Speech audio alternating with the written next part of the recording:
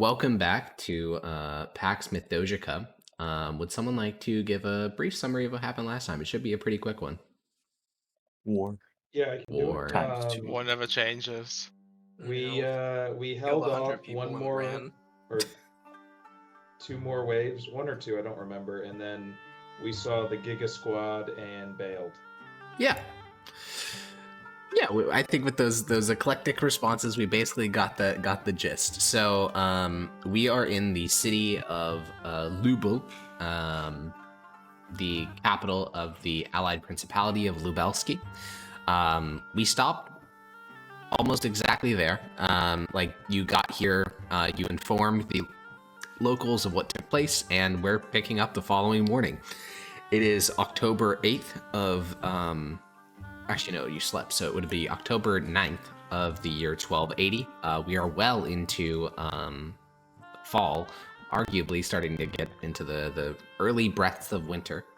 You know, in terms of where we are for global events that have taken place, a couple days ago was the coup in the city-state.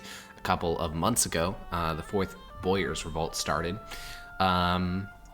And what would the five of us like to do on this October 9th morning? In terms of specifically where we are, we were given a place to stay by the Chancellor of the Kiaje, that being Misko Boli. I forget what we were supposed to be doing next, to be honest. After We're going to the ruins We're to still just looking investigate for the that Green Rider. We have to sneak past the army. I'm gonna be real, guys. I think it might. I'm doing kind of low on what is it? Spell slots. this guy wants a long rest. Well, if you want to live, I suggest we take a long rest because I have one third-level spell slot left, and I suspect more What was people our are gonna timeline on this? Do we have time for a long rest? Is Mr. Guy gonna let us? Is Who's the Mr. Guy? Prince gonna let Jump us stay slow. here? The Kiaje? You're his lovely allies, of course. He would allow servants of the great Mythdosian Emperor to stay in his Yeah, city. but we didn't do the whole plan. We bailed. We got scared. That was not conditional for you staying here. And also, we did do a lot of damage to the enemy Yes, forces. we killed 100 Slaves, people that's with pretty zero much it, right? casualties. Yeah. Nothing to sniff at. Well, if we do a long rest, I didn't prep. I didn't know we'd get a long rest, so I don't know what my level up stuff is gonna be.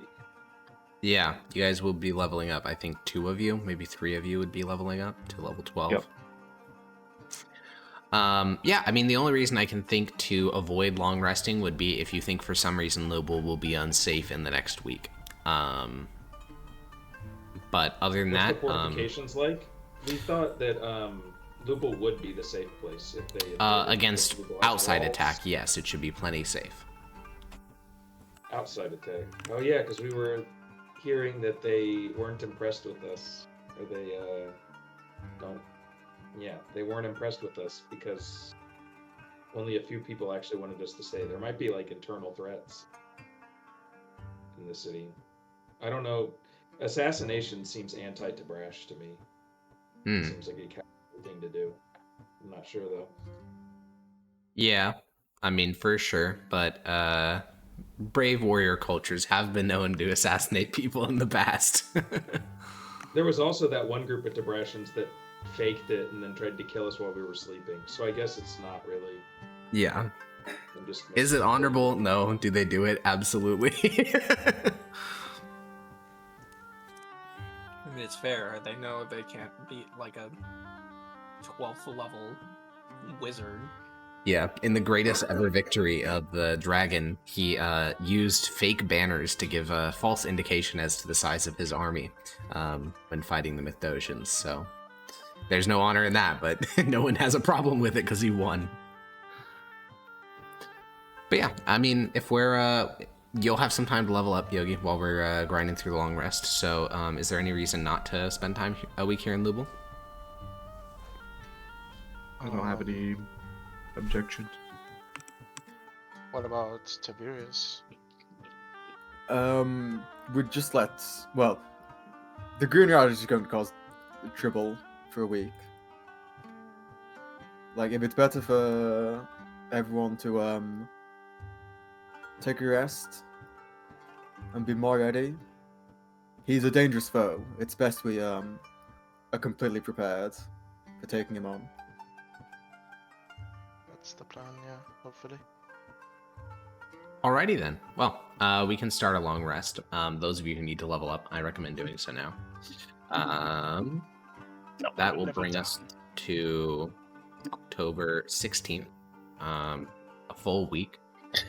And previously, when you guys have stayed here, you've done sort of both modes of staying. You've stayed at your own expense in the city, but you've also, the previous night, stayed here at the expense of the Chancellor. So during this incoming week, would we like to have our own accommodations and take care of our own housing arrangements, or would we like for the Chancellor to take care of us?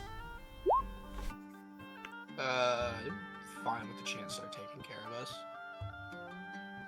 Okay, then that will mean that we don't have to pay anything for housing. Additionally, while we did not have any horses during the Battle of Matrosky Bridge, we do have access to horses. We just didn't bring them with us, so we do have 4 of those at our disposal.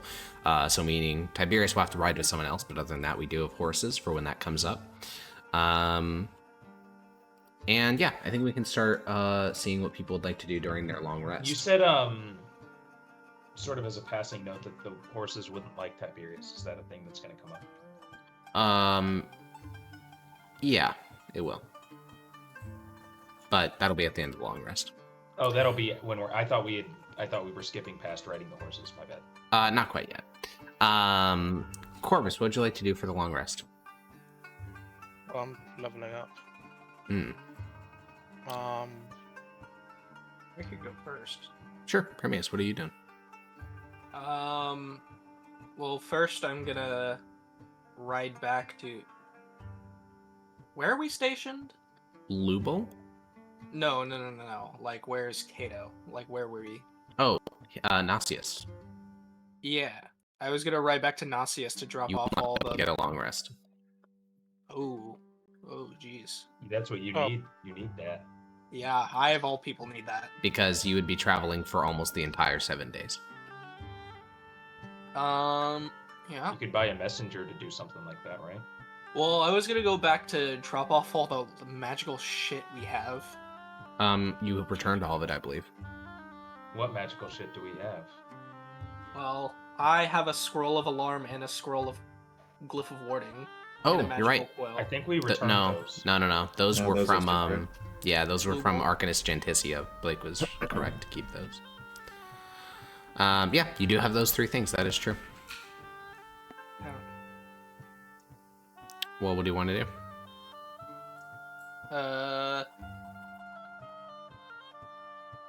What's like the closest? Would I be able to make it to Palama and back? That is, no. We're normally in the Empire proper, we could hand wave travel during long rests because it's so safe, but you are in an active war zone now. Any sort of travel outside of the city of Lubel is going to cancel your long rest. Well, Not only are we in an active war zone, we're in an active war zone that's being raided by enemy forces because Huba's riders are still in the area and actively raiding Lubelski. Well, yes. Do I get any letters over the week? Yeah, I know what you're looking for. No, you don't get a response from either Antonius, Niberius, Gaia, Perusian, Verusian, that being the legate of the First Legion, and you also do not get a response from Cato. Though to be fair, that also may be because they don't exactly know where you are. That's fair. Once you get back to Nasius, which is where, you know, your home is and your sort of headquarters is, you'd expect to have some response there, especially from Cato.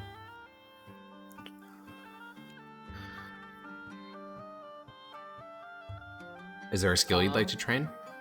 Yeah, let's do it. Let's do stealth. Great. You can add a week worth of progress to that. Nice. Now, Tiberius, obviously training of skills and any sort of long-term tasks don't particularly need to be done for you. But is there anything you'd like to do over the next week? Because you also you will not be able to stay at the the chancellor's home. So you will have to pay for your own thing by performing and things like that. Yeah.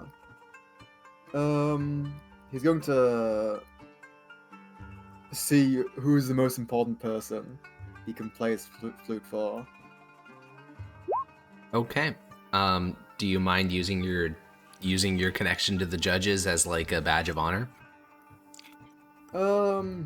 Yeah, if it gets him closer to like the leader. It certainly will. Speaking of your connection with these imperial judges, near the end of the week, probably on the 5th or 6th day, you'll be invited to perform at a banquet that the Kiage is attending.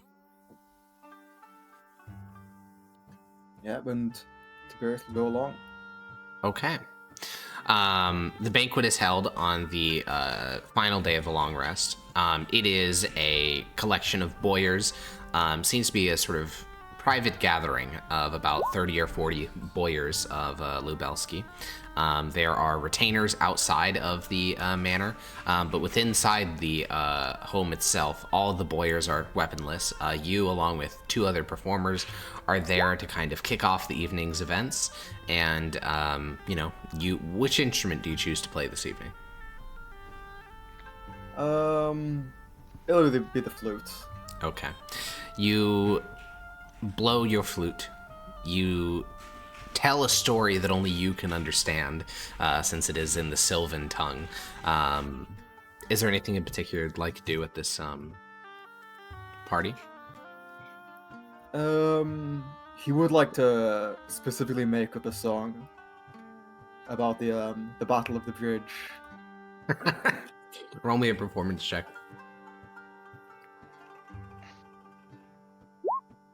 Okay. You perform it beautifully, and there is no question as to the skill of their performance or the emotions elicited. However, you also have to sort of balance this of like, you don't want to overstate it as too much of a victory. It was a pretty minor skirmish, but at the same time you're trying to gas up the people who have helped you up to this point. So you speak of the bravery as they burned the Sons of the Dragon with their touch and the heroic victory, but the battle wasn't that much of a victory. So I think you find yourself having to straddle this awkward line, but it seems to go over pretty well with some of the attending boyars. About a quarter of the boyars seem to like the song. The other 3/4 seem indifferent or hostile to it, but mostly for the message, not due to like the quality of the performance. Does this performance hype up the judges at all?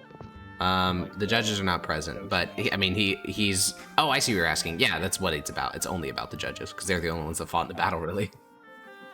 There was the point man. I guess. I don't know his name. Forgot his name. Anton? Also kind of weird to play a song and be like, yeah, that's all was there. Yeah, Drib was running red with the dragon's bloods. Yeah. Yes, Echo? 2 questions.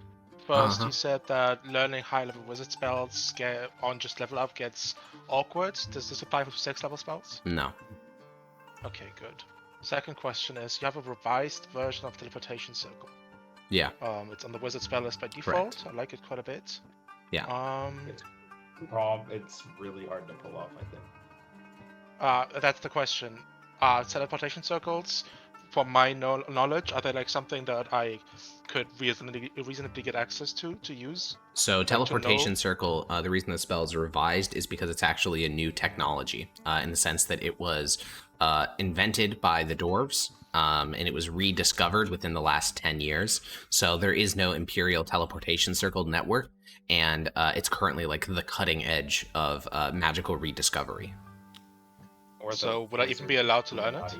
You would be allowed to learn it because it has sort of leaked into the wider knowledge. The person who rediscovered the spell, a person named Archmagus Vondai of the Dawi, he basically shared the spell as much as possible.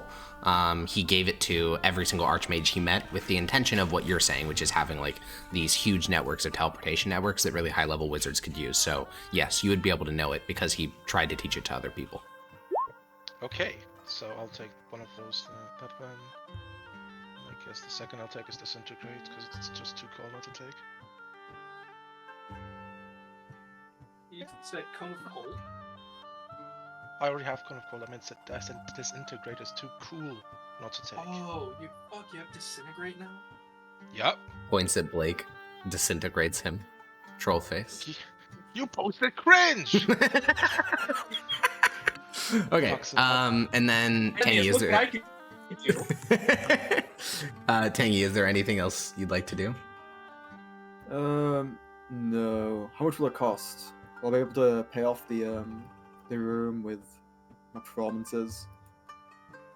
Yeah, your performances will be able to, you actually get free room and board for your performances. You actually end up making a bit of money, but it's going to be small enough levels of currency that we are going to ignore it. Like, it's going to be several silvers, not anything that's going to be substantial for our Cantrips level up. purposes. Let's fucking go. That's so big for you. Okay, It is. so that's Primius and Tiberius. Grania, what are you going to be up to? Whoever is willing to learn sign language, I'll be teaching them this week. I'm basically Um, studying anyway as a level up thing. Can I slip in some time? Or is the level up entirely... You can the slip learning in of some the time. spells entirely consuming me? Okay. So yeah, you can get, do you have a sign language for dummies book? I don't think I did. Okay, then you'll gain I 2 think last progress. time I was gonna say, I thought the last time I did this, I borrowed it from Maximus. Yeah. So you'll gain 2 progress in Imperial Sign Language this week. And then Yogi, are you going to be learning sign language? No, I've got Okay. plans. So is Heko the only one learning sign language this week? I can drop in for a lesson or two, but probably not enough for progress. Okay. And then Dota, what skill would you like to train this week, or would you like to mostly focus your efforts on training Corvus? Probably most focusing on training. Okay. 'Cause I don't think I'll be able to get my law teachings up a lot here. Sure. Wait, actually, I can totally help her with that. I have a law education. That is true. Yeah, you are formally educated in Imperial law. Yeah, if she needs help with law, I can help her with that, and she helps me with sign language. It's perfect. Yeah, if you'd like, Dota, you could gain 1 progress in Imperial law. Okay. Only one? No. Well, you don't have expertise. You just have proficiency. Yeah, only proficiency, I Yeah. guess. There really do not be a lot of good Eldritch invocations left, huh? No, it's honestly one of the more underserved aspects of character creation options in 5e. They just don't make many more of them in books. Yeah. Okay. So that was Grania. Corvus, what are you doing during the long rest other than reading tomes, updating your spellbook with arcane script? Oh, speaking of which, you are at the final level at which spells can be learned by level up. 7th and 8th will have to be discovered or gotten from the Department of Magic. Okay. How's it work with? Two wizards. Do you allow developing like signature spells, like your own spell? Yes. It's going to be similar to the process of learning a skill. You and I, out of game, would figure out what the spell is going to do, and then you would start undertaking arcane research, which would take 40 weeks. And each week you would spend a fractional amount of what the total cost of development is going to be. And that would depend on what level spell it is. Yeah, okay. I have You are something also in mind. capable of doing scrolls now, which I do have a scroll system, and potions. You can also make those. Because you could have made these at level 9, but since we're on Oh, I topic. didn't know that. Yeah. I thought I needed like special proficiencies for that. No, it just burns through time, like lots of time, especially scrolls. That burns through like a week per like 5th level. It's a number of days equal to the spell level plus 1d4. So you can burn through a whole week making like a fireball scroll. Could only wizards make scrolls, Yes. or can there be like Um, scroll of fate or like? Wait, but how do blessed? scrolls for like divine? and there we get to the other question, which is, so yeah, scroll making is primarily an art by wizards in the current day, but clerics technically can make scrolls. The limitation there is that clerics have to be significantly more powerful to make scrolls than wizards do. So it's more like something Aurelian Sol himself does if he wanted to. Exactly. Clerics Yes. are Yes. rarer than wizards, or both? Fair than wizards? Clerics are actually more common than wizards. Okay. Yeah. Just high level ones are less common, right? Incredibly rare, yeah. And like you said, Echo, that's a very good analogy. Wizard scrolls are like instruction books for people that are imbued with magic so that anyone can use them. Cleric scrolls are like, they don't give you any instructions, you just say the divine word on the page and then it does the whole spell on its own. It's like, it's just imbued by their god. So they're a lot rarer. I don't know if you guys have ever encountered a cleric scroll in this campaign. Maybe 1 or 2, but they're really rare. I think we've seen a scroll of Bless or something at some point. Maybe. But yeah, you level up, you're training that skill, you're training Grania and Law. Anything else? Not on my part, no. Perfect. Then we can skip that. And then finally, Zednius. Anything we want to do during this week? Any people's dreams we want to invade? Not necessarily. Oh, actually, hold on. Yeah, that might be a good idea. Who is like? Is there like a geographer in this area?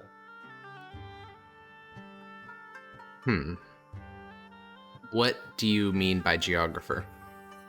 Someone, I guess a traveler or someone that's mapped out the region. Oh, then yes, certainly. Honestly, Tiberius would not be a bad option for that. Tiberius? Yeah. Oh. Depending on what you're looking for, it's just he's been traveling this area working as a bard for the better part of, I think he told you like Well, the idea was 7 months or something. Here's my idea is, and the dream idea might have changed things a little bit, but it was to have Hegal scout as much of the region as he can in 7 days. Oh yeah, because he just needs to solo. be on the same plane of existence as you. Yeah. So we can be apart from each other. Really, it could go past 7 days. And he doesn't 25. sleep either. No. And then wow, interesting. Second option would be to dream someone, and then since I have 100% control over the dream, is to just recreate the area that I was in, and say, "Do you know where this is?" But Okay, so yeah, what you're looking for is not like a tangy. You're looking for someone with like a deep, intimate knowledge of burial mounds of the Tabrashan Plains, enough that they could distinguish Yeah. it based on. Okay. so maybe a cleric. Would they know burial mounds or? Yeah, so here in Lubelski, the religion that they worship is the Natarwiao, which is a collection of local like myths, heroes, and nature spirits. So maybe a cleric. I think, yeah, what you're really looking for is some like a scholar who's dedicated burial mounds as their field of study, which in Mythdosia, you would know exactly how to find that. You'd go to symposiums and you'd be like, hey, do you have a guy that does this? They'd say yes or no, and then you'd move on. Unfortunately, there's no like formalized educational system in the allied princedoms, so you're kind of just gonna have to do it through word of mouth. So give me just a simple, if you have proficiency in persuasion check. See if you can ask around and learn about someone that matches this description. Oh yeah. Asking around here in Lubel, you learn about a man. He is from the have we ever talked about the difference between Targar and Aktani?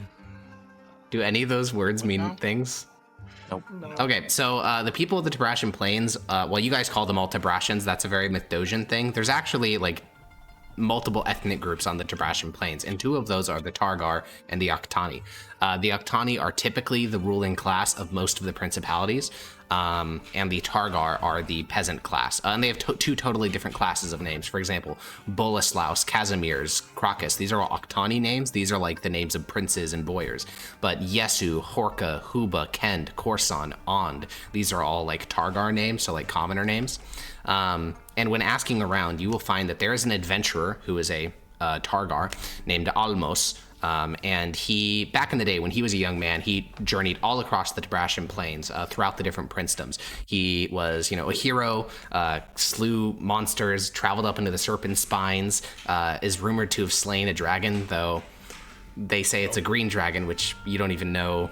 You've never even heard of a green dragon, so that part seems fictitious. But he lives here in Lubel. He's retired to a very wealthy estate within the city walls.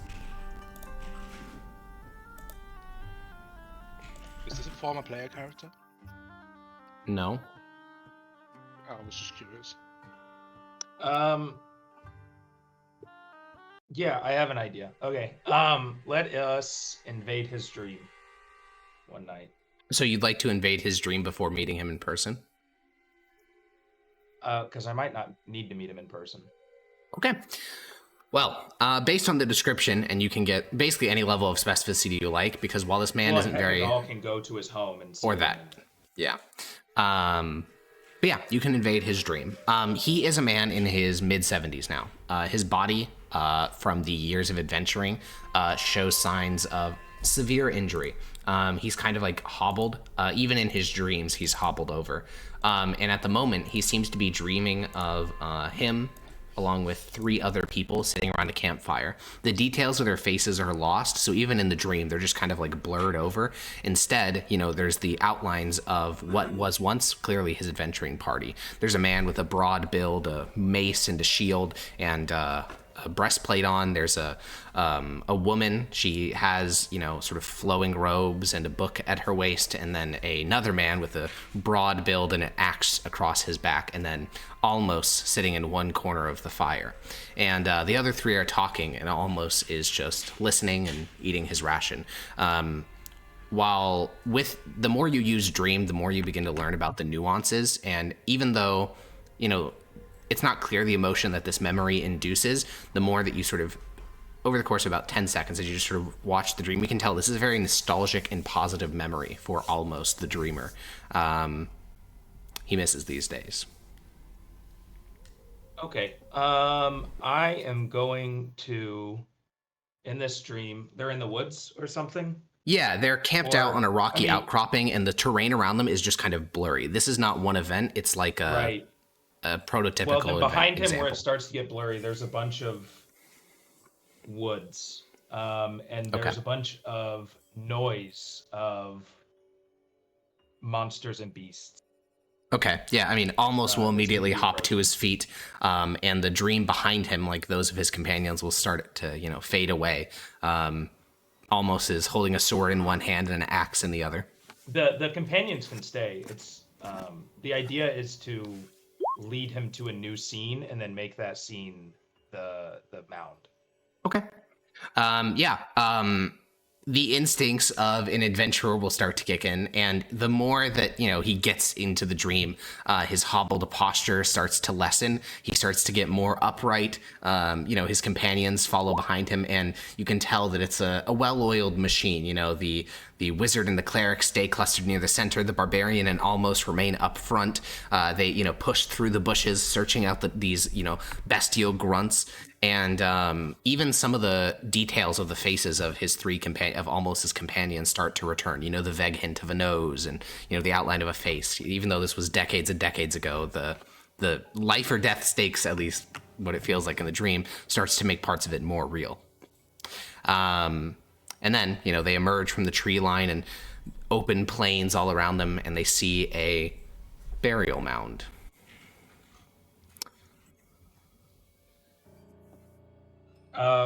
One of his companions is going to ask him where they are. Almos will look around, and he'll sort of crouch down, and he is fully now just a man in his early 30s. Like, all the hunched over is gone. He has a, handsome, sharp jawline, brown, tousled hair, like a 5 o'clock shadow, green eyes. And he crouches down in the tall grass of the plains, and he sort of looks at it. He tussles the grass with his hand. We're in eastern Slasky, I think. Seems to be fall, I'm guessing. Probably near the Dnieper River. You can see the chutes there. They're greener near the base. Okay. Interesting. I'm gonna have a green dragon soar overhead, which sounds bizarre, but I'll try to make it. Yeah. As the shadow of the dragon passes over the ground, you see almost his expression sort of looks confused and then a little bit horrified, and immediately, all that youth seems to fade away, and he returns to, his posture hunches, and the dream itself starts to like wobble around the edges. Something about you showing him that seems to have made him realize that this is a dream. He will sort of look around, and then a sort of keen alertness comes to his eyes, and he says, "Who's there?"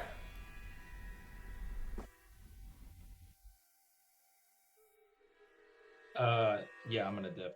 I don't think I wanna. As you begin to leave the dream, you can tell that this is a person well versed in magic and what it can do. But you bounce out of that dream, your eyes flutter open, and your heart rate was starting to race at the end there. He was looking for you in his own dream. That's scary as fuck. But yeah, do you have any questions about the things he said?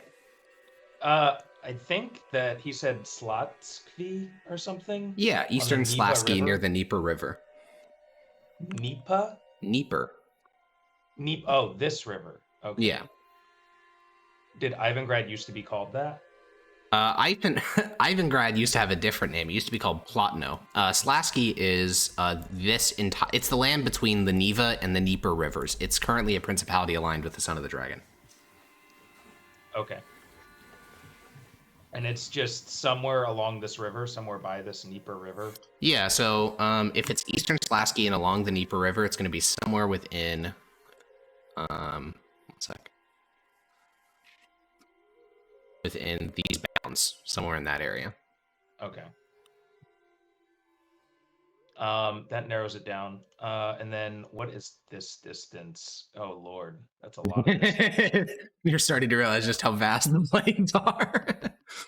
Right, but since Hagal does, I don't... If you don't want him, then yeah, he can just go on this little side quest and yeah, go he can just it. go find it.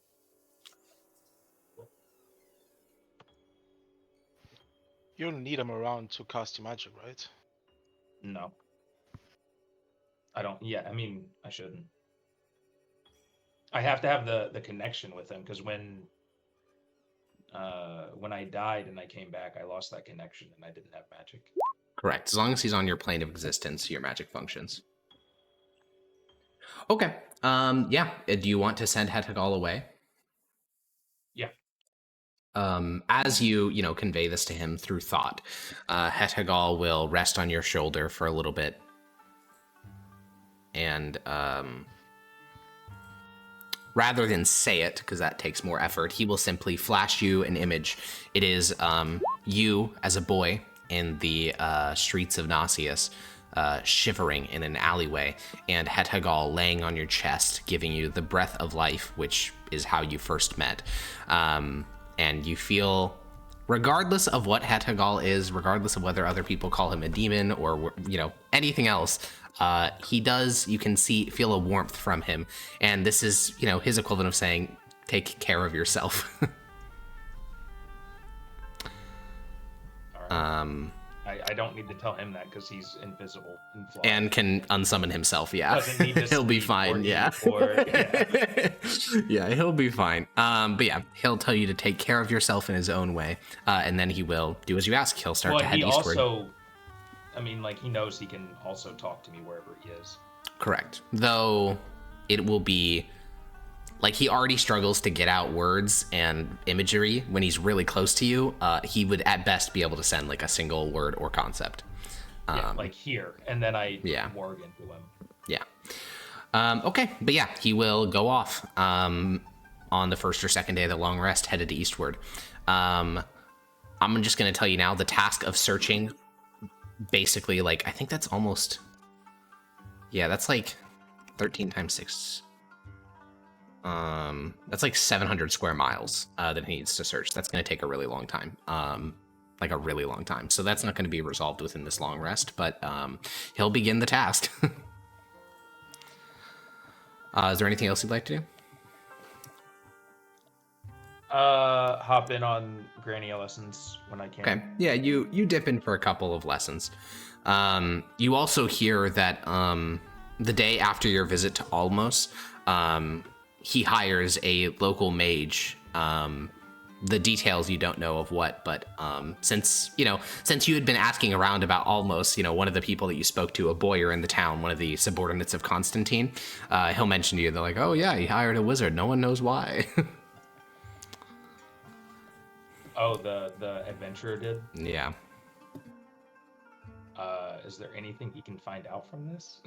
Probably not. He could shore up his dreams though and prevent it from anyone ever going to his head again with like an amulet of proof against detection.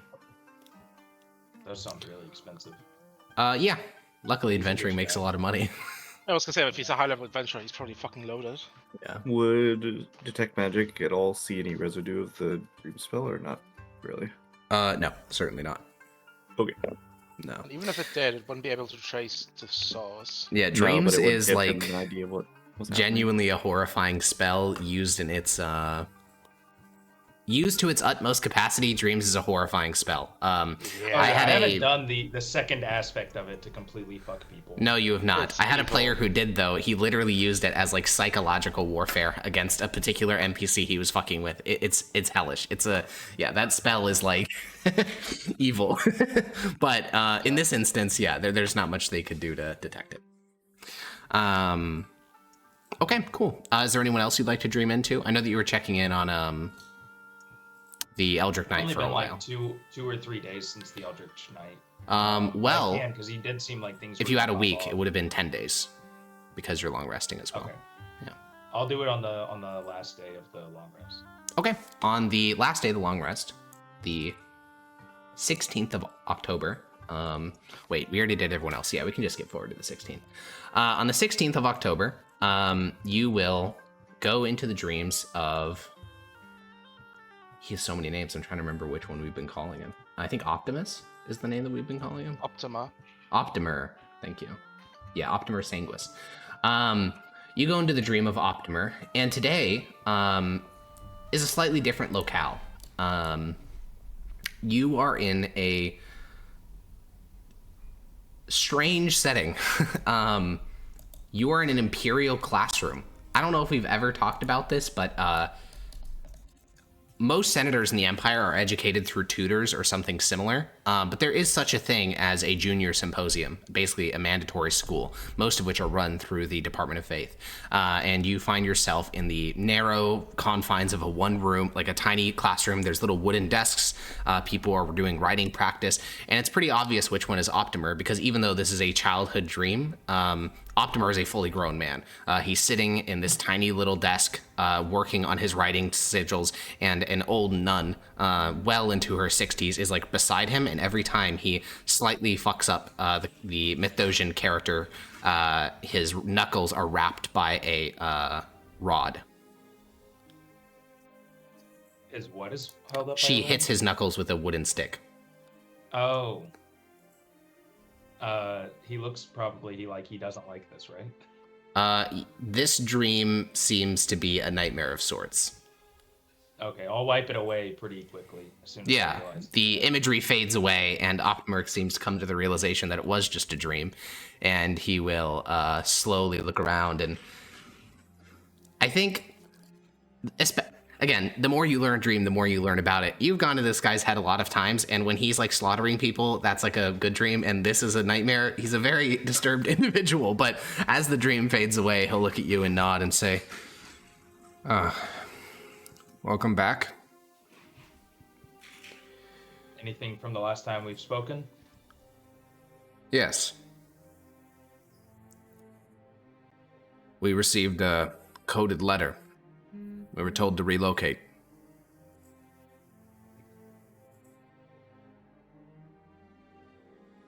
Anything else? I haven't seen him. Has the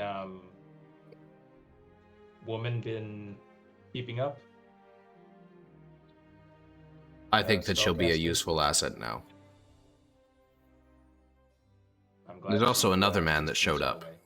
I can't... Oh, It's hard to remember things about him. I think it's some sort of magic. oh, okay. I don't know how to. I mean, out of character, I know it's probably the veil, the hood veil thing, but I don't know if I would even remember the item after it's starting to be used again. You do. Okay.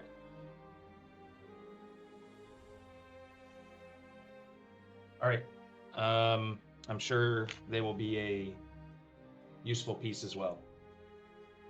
He shrugs. And then I'll drop him in a happy dream of slaughtering people. Yeah, you send him back to his purpose. And the fact that they received a coded communication telling them to relocate means that Tullius is probably alive. Or it could also mean that he's dead and someone stole his code book. But And the veil and everything, yeah.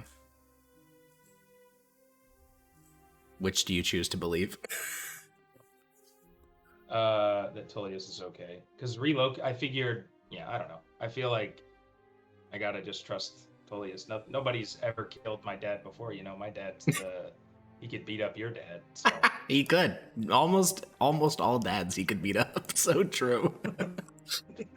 Alrighty. Well, with that, that brings our long rest to a conclusion. Tiberius, you may... also, everyone should gain back half their hit dice rounded up, and then expend those as they need to get to full HP. I'm mostly looking at Tiberius. I think he's the only one not at full HP. Alrighty, so yeah, Tiberius, you perform to make ends meet. Corvus, you focus this time on study of the arcane, and you acquire a teleportation circle scroll that you can use to work on this further, work on your arcane arts further. Primius, you try to keep up with the Department of Magic and Department of Faith and, return these items, but the logistics of war makes it impossible, so you simply stay in the city. Zenius, you pursue personal leads, and Grania, you educate the members of the party in your skills. So with that brings us to October 16th. No major news from the plains, which is about what you'd expect. We're getting well into, the campaign season has been over for a couple of weeks now, maybe even months, depending on how you measure it. So there's probably not going to be any major actions in the War in the Plains until the spring comes. So probably another 7 months before the campaigning will resume. So it should be pretty chill until then. So what do you like to do on October 16th? Time to get back to work, guys. Alrighty. Yes. We got horses, we got food. We know where we're going. The only question that I have is, how are we getting around Huba's riders?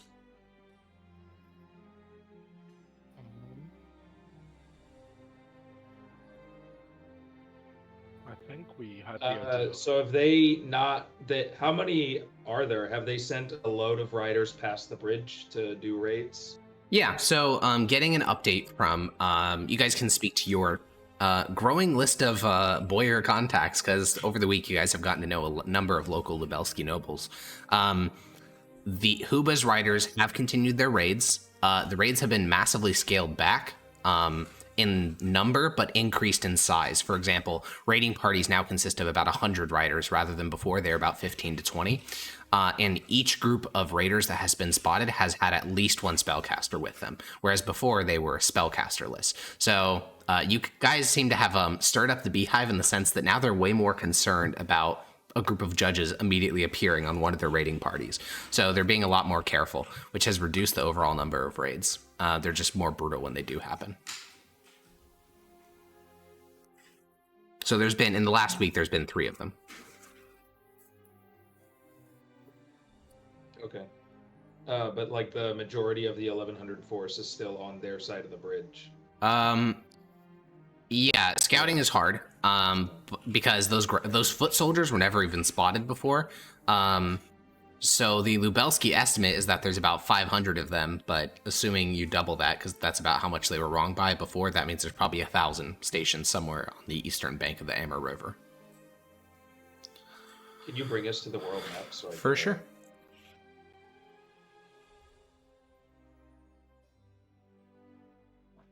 We want to get. We're in Lubel. We want to get to this thing. I want to go Yep. to the Skyrim Giants tomb. Yep. What are the odds we could get a boat that would drop us here? 100%. Oh, But would it get raided? Yeah, do the we have Son of the naval Dragon has superiority? total naval superiority on the Mithras, but keep in mind, naval superiority does not mean you can patrol literally every square inch of water in the entire lake, so it would just be RNG as to whether or not a Son of the Dragon lake ship spots you. I mean, we could also just like lie down in like a fishing boat. Well, yeah, that's what you would be doing. Yeah. But But they you're at would war, probably so even search fishing those. boats are, yeah. Oh, fair. They're not that careless. Yeah. Give it just play dirty. And also keep in mind that like the ships of the Mithras Lake are not like crazy warships like like this almost makes sense to you. This isn't like the Defiance or something like that. These are literally barges, like with oarsmen, like these big like square-shaped vessels with like maybe 2 decks, a couple of like 50 archers, and then a bunch of oarsmen. So they're really slow. They're very bulky. Their only purpose is to convey like troops across the Mithras and keep like fishermen safe. So while the Son of the Dragon has naval superiority, he's done almost nothing with that. Like he hasn't like launched raids or anything. So technically naval superiority, but it's not a huge deal. So yeah, we could try to get over there by boat. We wouldn't be able to bring our horses in that case, though. Yeah, and then coming back would be a huge bad or hard time. Yeah, you'd have to walk. How far can we ride in one day? Like 60 if we miles. really push it. If you really push it, 100 miles. But your horses are probably going to maybe not die, but be worthless afterwards.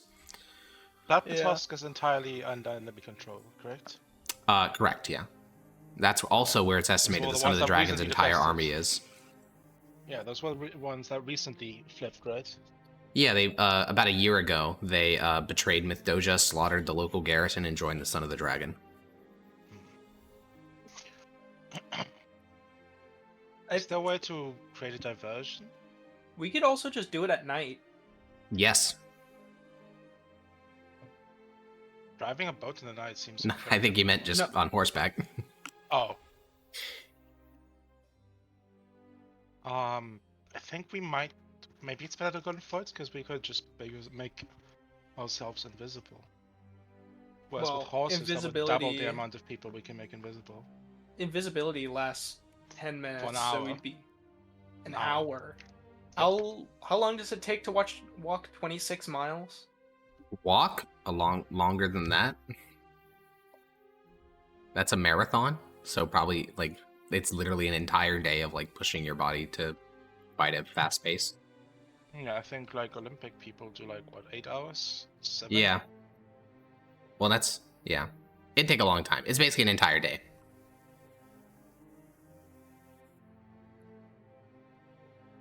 Maybe we just walk under nightfall. Why would we walk rather than ride horses? I guess maybe but he's less worried about the conspicuous. noise. Oh.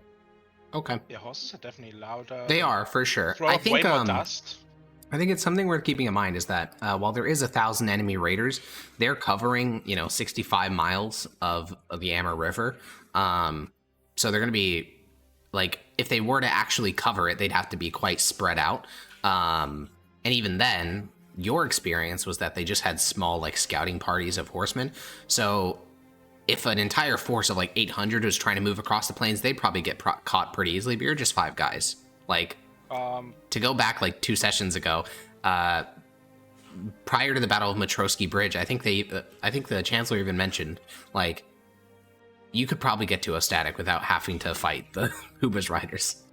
Just going under night cover on horseback would like massively reduce your chances of being caught.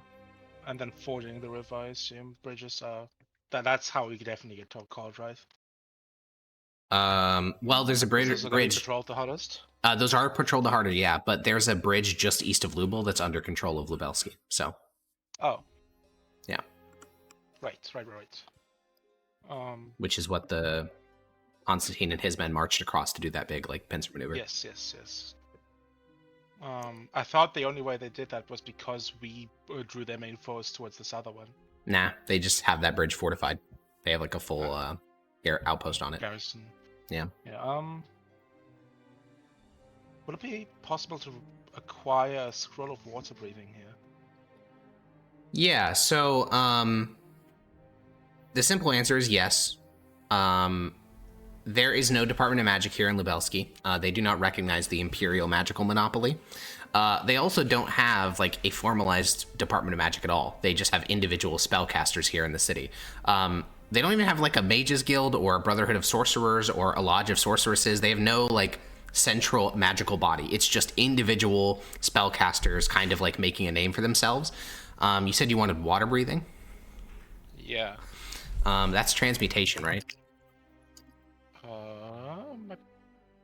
I think so. Let me check. It is transmutation, yeah. So you'd have one option of a person to buy it from in the city, and you'd have to commission it completely. There is no existing scroll, so you'd have to wait for it to get made.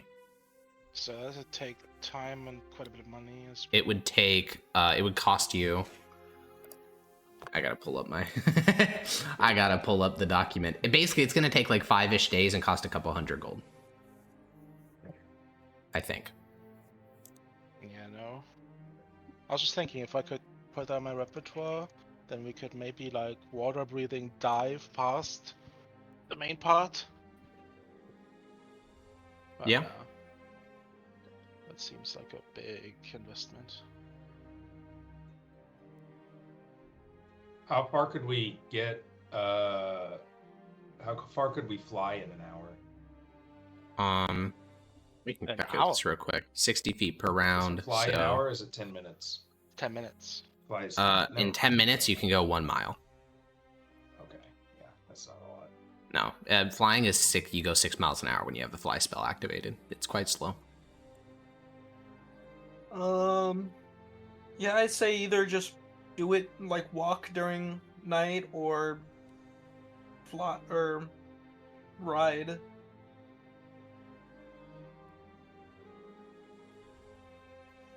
Walking might be easier because what is it?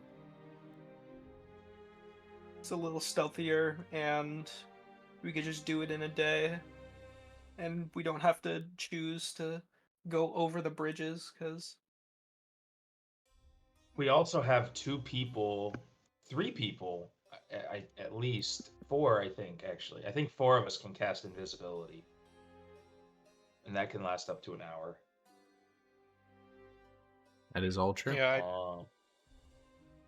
I think being on foot and then casting invisibility if needed is like pretty simple. It's gonna be slow, but that's true. We don't need to cast invisibility the whole time. We could just be selective with it, like if we see a band on the move or something. yeah, Or we if should we be able really to spot fuck them up somewhat somehow. easily. And yeah, unless we fuck up. Which brings me So to me and Grania vision. could get 5 people invisible each. Now keep in No, mind, you are on 4, horseback, 4. so there'd be 4 horses Yeah. and 5 people, so 9 creatures. Yeah, well then Corvus or like I we thought have we so weren't going to many. be on horseback. If we're going there on foot, we certainly would be. It would make us way faster, right? What? Yeah, and we can invisible like we Going have there on enough. foot, being on power horseback? to- That's Going like there the by opposite of what I land, said. Going there by land. Okay. Yeah. I We chose the have word the, by foot intentionally. Okay, if we're walking, We've then, got yeah. enough magic to make us all invisible with the horses and everything, because 4 of us could. upcast invisibility. Cool. If we really needed to. I That's have no my idea how horses would react to being invisible at night. With no light, probably. They might freak or not be able to be controlled. The riding horses probably would have a problem with that, but Blake's would not, because it's not a real horse. Yes. However, we only have one of Blake's horses. It would be animal handling checks. I'm not good at those. Neither am I. Oh yeah, we don't have Maximus anymore. L. Yep, he's the horse giant. The horse whisperer. The Hisper.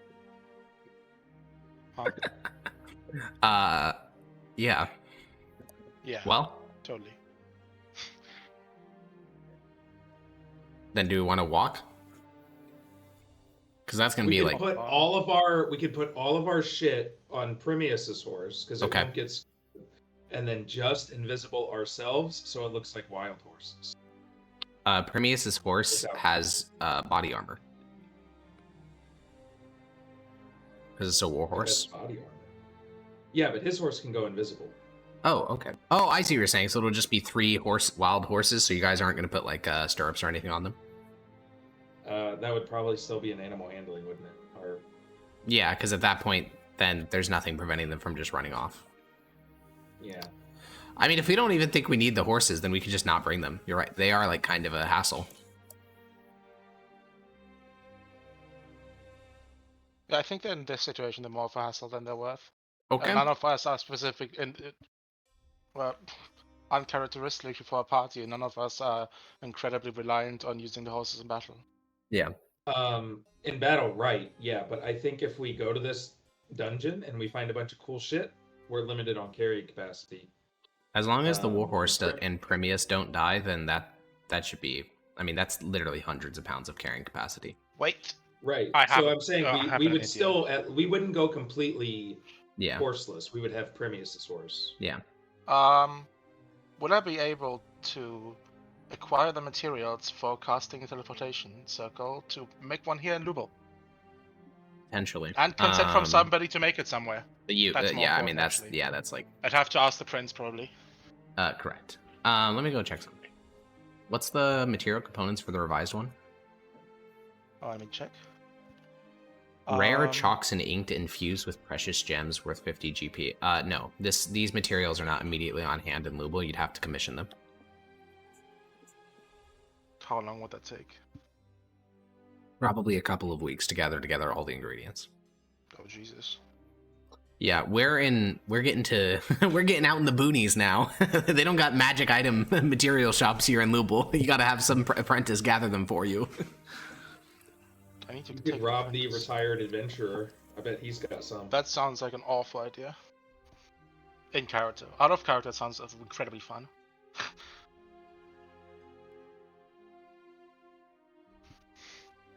That sounds I like a say whole we- cool one-shot.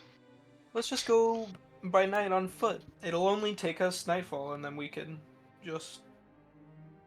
Okay. Yeah, fuck a big Does ball.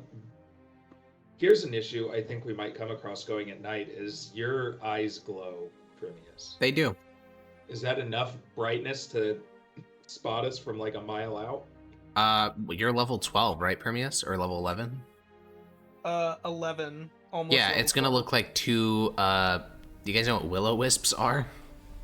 Oh. It's gonna look like 2 will-o-wisps floating across the plains. Or torches, alternatively. They're that bright, huh? And then your horse Yeah, also the higher will level be you get, bright. the brighter your eyes start to glow. So His horse will also be like. a Do I beacon functionally in the light. have a kind of like dark vision? yeah, if we now? ever did like a proper dungeon, you would have like 15 feet of illumination at all times. That's crazy. Yeah. Is there any way you could... There's no such thing as shades, right? No, and even if you did that, that actually wouldn't fix it. Mostly drawing upon like another goggles. paladin who is almost the identical level. So that character tried a bunch of different things. So he tried closing his eyes. The light just shines through his eyelids, so you'd see like the impression of his eye through his eyelid, kind of like putting your thumb in front of a flashlight. That character tried a bunch of different minor things to reduce it. The reality is it's just really bright.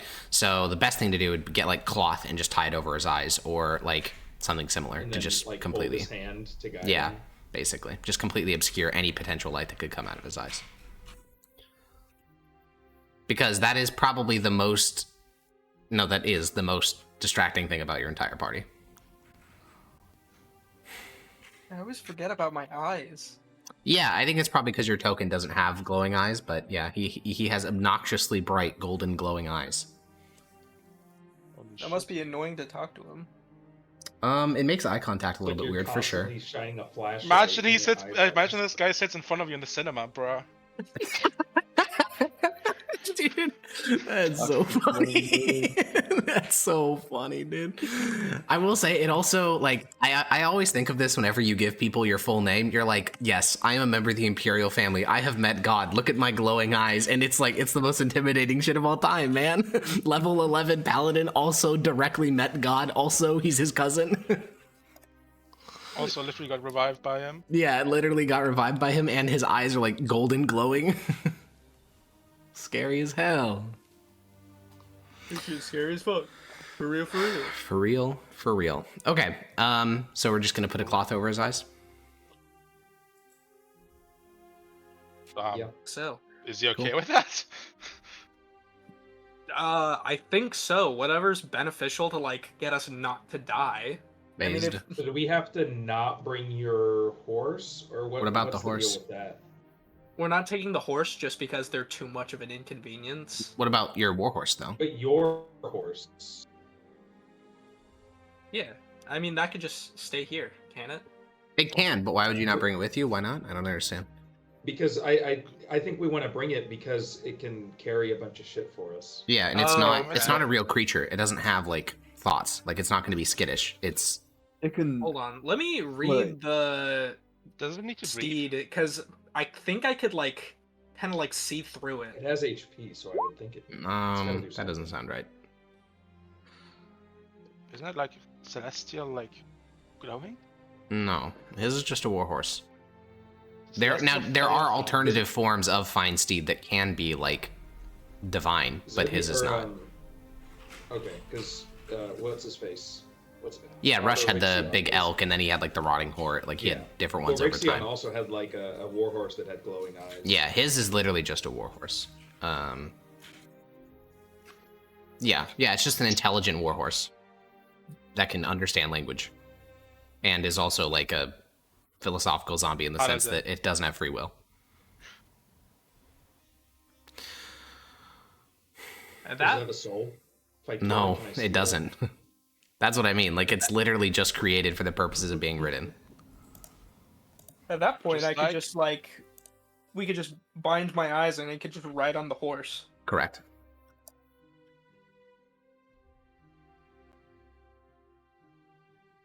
Okay, it sounds like we got it hammered out then. So, that evening, as the sun falls, you guys start to get flashbacks to a previous night when you marched out during the darkness. The last time was to the Mitrdosky Bridge. Hopefully this time will go a little bit better. You have Primius blindfold himself. It doesn't need to be super tight. It's mostly just to obscure the brightness. Like you can still leave a little bit of slack so he can look underneath. You just, hop up onto your horse, and the rest of you guys prepare for basically 12 straight hours of walking on foot. You'll probably be getting to Ostatek a little bit after this rise of the sun, so this is gonna fucking suck. Konstantin Ubachev, the commander of the garrison, will head to the eastern gate of Lubel to see you guys off. He has a collection of various retainers and such with him. And as you guys are getting ready to leave the city, he'll, approach you on foot and say, "Well, I suspect I won't be seeing you for a while, judges, but I'd like to thank you for what you attempted at Mitrdosky Bridge." I will nod and say, "And we owe you your thanks for your city and your hospitality. You have done us a great service." Since you have a long walk ahead of you, I had some of my men prepare a care package. It's some things that I've had given out to my men when we have long forced marches ahead of us. Oh. What And might he'll- this be? Thoughtful. reach over to one of his men, who hands him a bundle of like this little fabric bundle, like a table sheet cloth that's been folded up and tied. And since Primius is blindfolded, he'll hand it over to Corvus. Fine. And then he'll, order for the gate commander to open up the door. Also, I was rewatching the previous VOD. I definitely said gay house. I don't know what was happening in my brain. Like I meant to say gatehouse, but it was like, I don't know what was going on. I rewatched that clip and oh man, it was a severe misspeak moment. I had a worse one today. It was like, yeah, it was misspeaking. But so yeah, he'll order for the gate to open for you all. And after you exit the city of Lubel, you have about 2 miles on the road, and then you cross the heavily defended bridge. After the Battle of Matrosky Bridge, this one's been further reinforced. It has watchtowers on both ends. There are 2 gates that you have to pass through. There's almost 100 soldiers on duty guarding this one bridge. It's pretty heavily defended by the people of Lubelski. And after you are out on the open plains, you can finally take a look inside this care package. It's a bomb. That would be very funny. Inside, you can find hardtack. If you know what that is, it's basically just bread that's super, super dry. You find a collection of green leaves, and you find a very sticky, kind of oily, like leafy substance, and several pipes. It's lembas bread, guys. Sorry, what is this? There's hardtack. There's a bunch of green leaves, and then there's a sticky, oily, leafy substance, and then a couple of pipes. Is the sticky, oily stuff fire moss? No. Fire moss is very dry. This seems to be maybe Kanab from Al Sarah, though this must be a local variant. What is Knab? Cannabis. Okay, I assumed it was. I was because cannabis isn't wet, like. No, it's not supposed oily. to be. Not really. No. Unless they have some special way of preparing it, I guess. Well, it's not so Is much it like preparing it, hashish? it's that, yeah, it's like that where, you travel and you push it together and it starts to get that oily, kind of like waxy texture. You seem to have a lot of experience with that, Alex. Just knowledge. Knowledge. I've read many things. I do a lot of reading. What can I say? Either way, what you've been granted here is basically drugs. The hardtack is food. These leaves are cacao leaves, which is basically like proto-cocaine. And then Kanab, which is meant to, relax you and chill your body out. So you've been given a little toolkit of drugs and food. Oh, some tank chocolate. Yeah, exactly. It's ancient tradition. Let's get Tiberius high. Let's see what happens. Yeah, I wonder if he what even drug do can we get wanna take high. first? Yeah, this is not much, by the way. There's just enough here for basically like each person to have one of the little cacao leaves and like a single little puff from the little wooden pipes they provided. Is it suggested to do both right now, or He did not give an instruction manual. What? He thought you guys would figure it out. A face with my cannabis comes without instructions. But you know what it is, because like Mithdosian and Tabrashan soldier traditions are not that different. after being on the plains for a while, have I run into something like this? Yeah, of course. Or- Specifically cacao leaves, they do not grow on like the plains proper. They only really grow next to Athaloran, so like along the boundaries of the Great Feywood. So it's actually a little bit expensive, though. It's still cheap enough for almost every soldier to afford them. And soldiers would do it to stay awake during long watches. It just gives you this kind of like burst of energy. All right, I'll take some cacao leaves. Cool.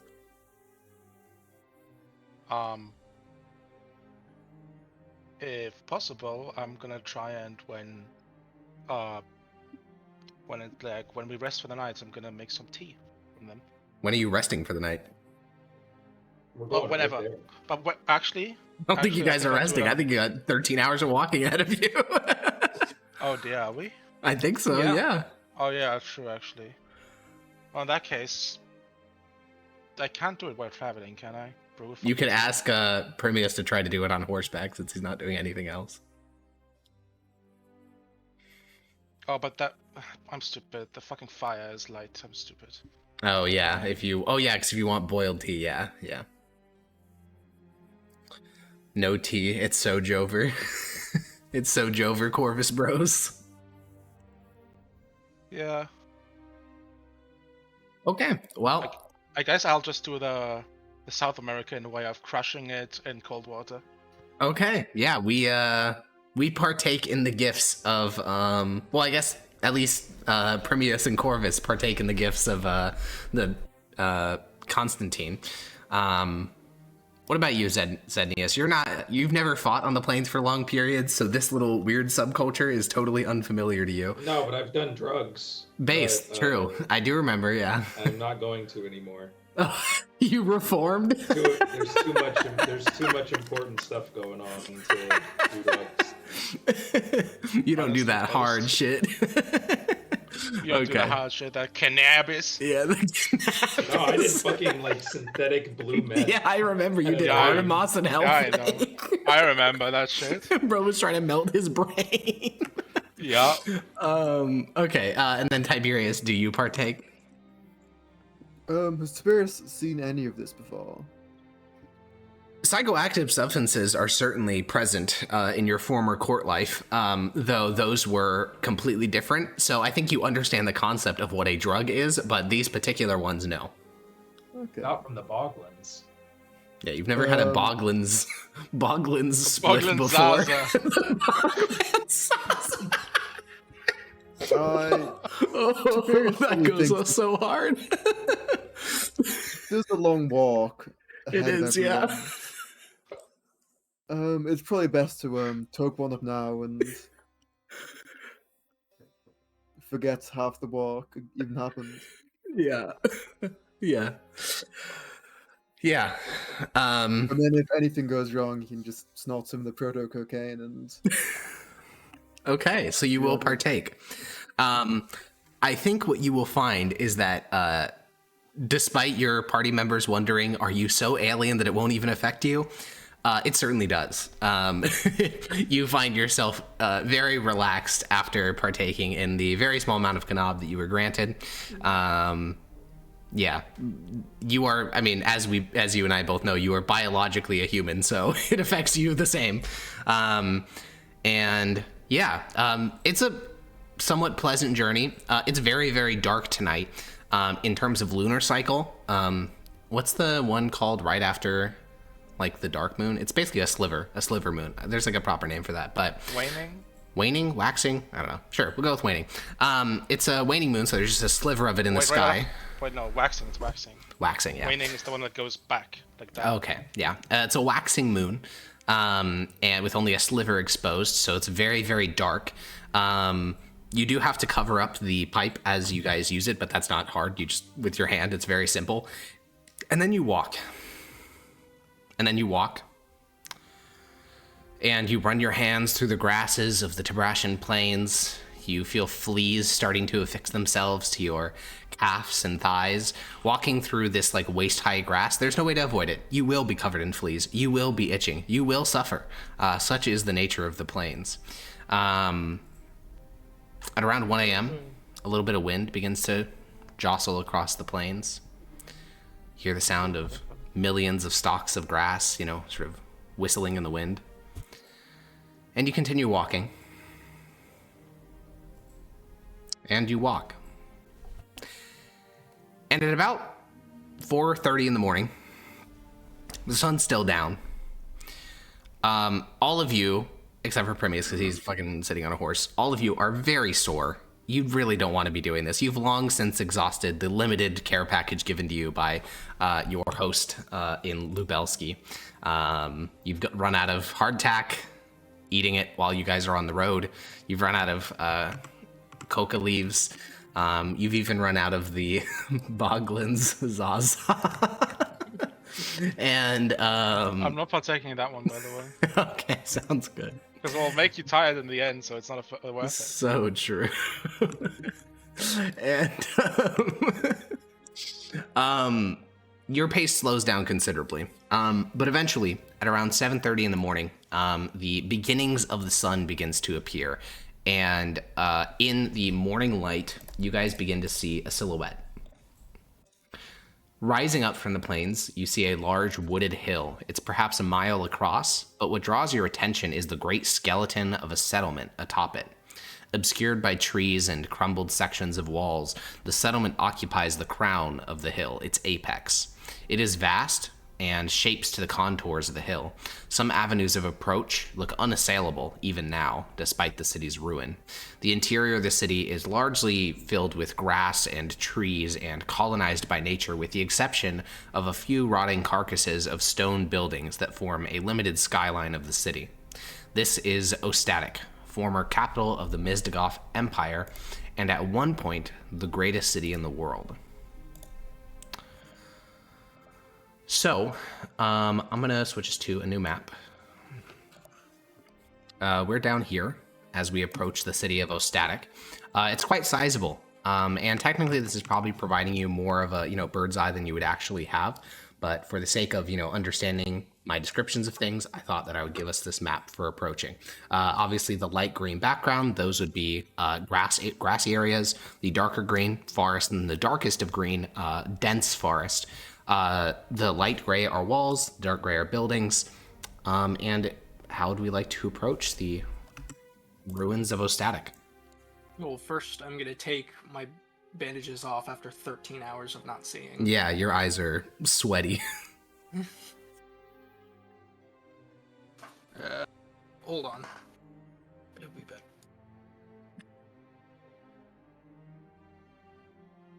Okay, well, we held on. Oh, the scale is not accurate, by the way. That goes without saying, but... Actually, I could update the scale to be accurate real quick if you wanted it to be. Is this Yes. Oh, wait, it actually is this accurate. Never mind. real dense forest? Yeah, super dense. The trees over there actually look... The trees in this particular area of the city look older than almost all the other trees here, including the other dark sections. They're very tall. I think we head for like an entrance. So here. Sure. I mean, as you can see, there's a bunch of possible entrances. There's Which one do here, you want to go for? There's one Yeah, let's here. We could go all the way around and get in the big area right away. What are these We green don't know splotches? what exactly Forest. we're looking for. What did her note say she was coming here for? You should go read the handout. Yeah. Yeah, but can you do it for me? No. Alright. No.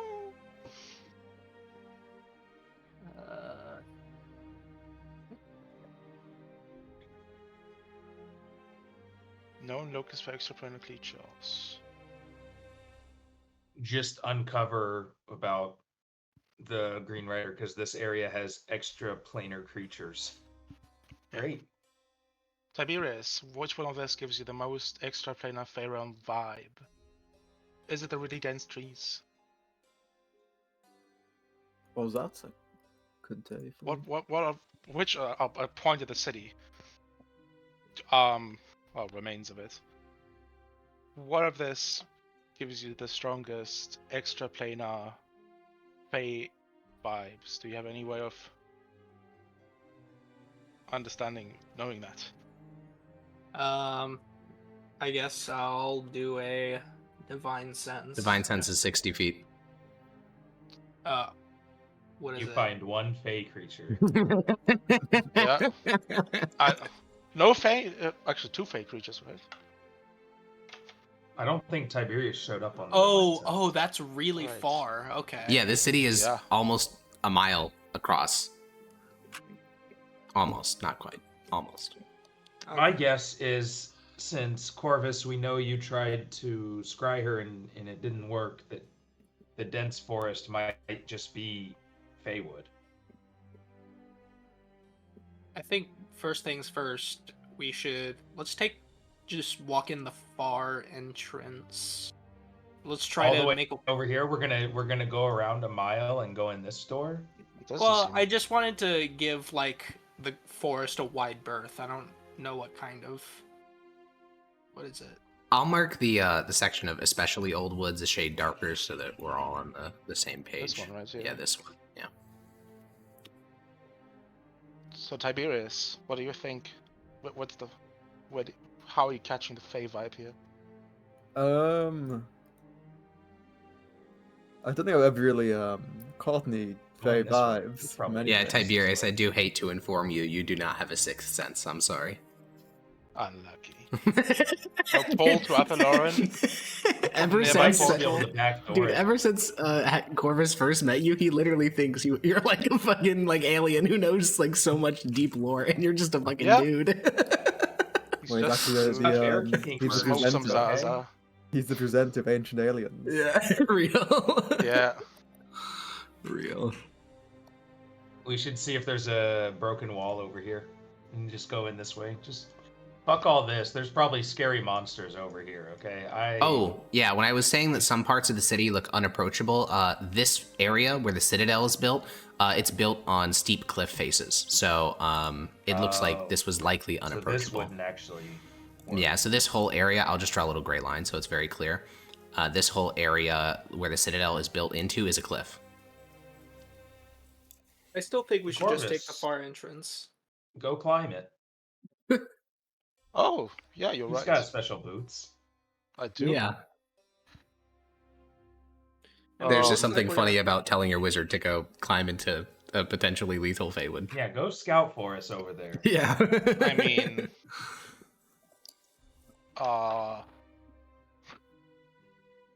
Danny, if Anything you have flying around? Birds. Just birds. any birds that seem like they might be closer, further away than they look, just What if because we they're huge? just No, What if we just fly to right here? you can certainly do that. We don't see Ho-Oh flying over the No, there's no Ho-Oh. Zapdos. castle. Fuck! I was so ready with my Pokeball. I know. How does a city like this come to be abandoned? It's a great question. Maybe we'll have to go in to find that What does out. my history knowledge tell me about this? So city? this is a real. So I actually double checked all your sheets a couple weeks ago to make sure that I wasn't smoking. Literally, I double checked this too. None of you know anything about Tabrashan history. Like none of you have gotten education in history of the Tabrash. I double checked how all of you like learned Tabrashan. While it wasn't necessarily written down in your sheets, for almost all of you, it was a language learned out of like military necessity rather than actual cultural fascination. You guys are like Mythosian imperialists. I don't think any of you would know anything about like Tabrashan history other than how it relates to Mythosia, and the fall of the capital has literally nothing to do with Mythosia. Well, it's a fall of an empire. Maybe I know something.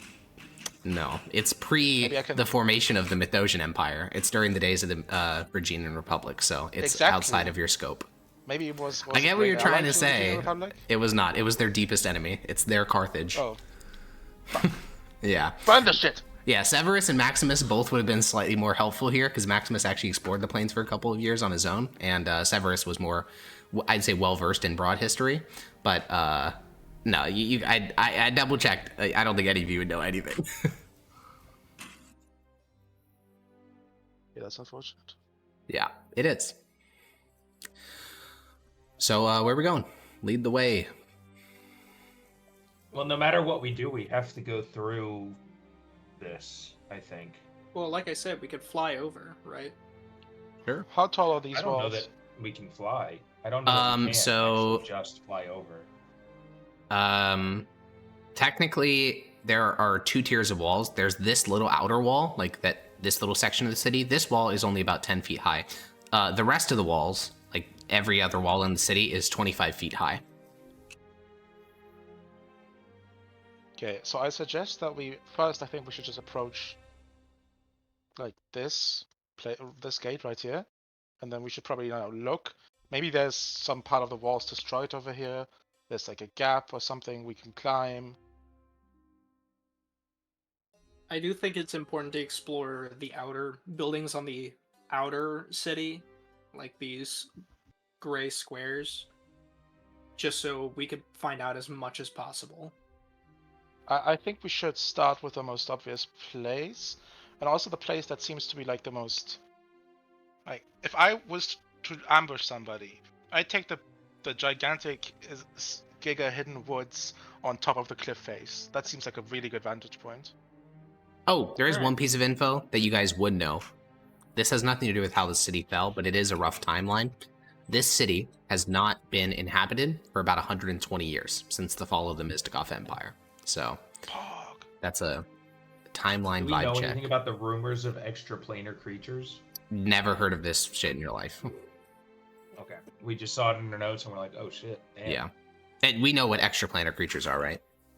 What do we know about the From either the wildlife? think Fae so. or Hell or. Well, hell's in a place, so it's mostly just elemental planes or Athaloran or Cred Galador. Alpin Gardoom. Oh, I don't know.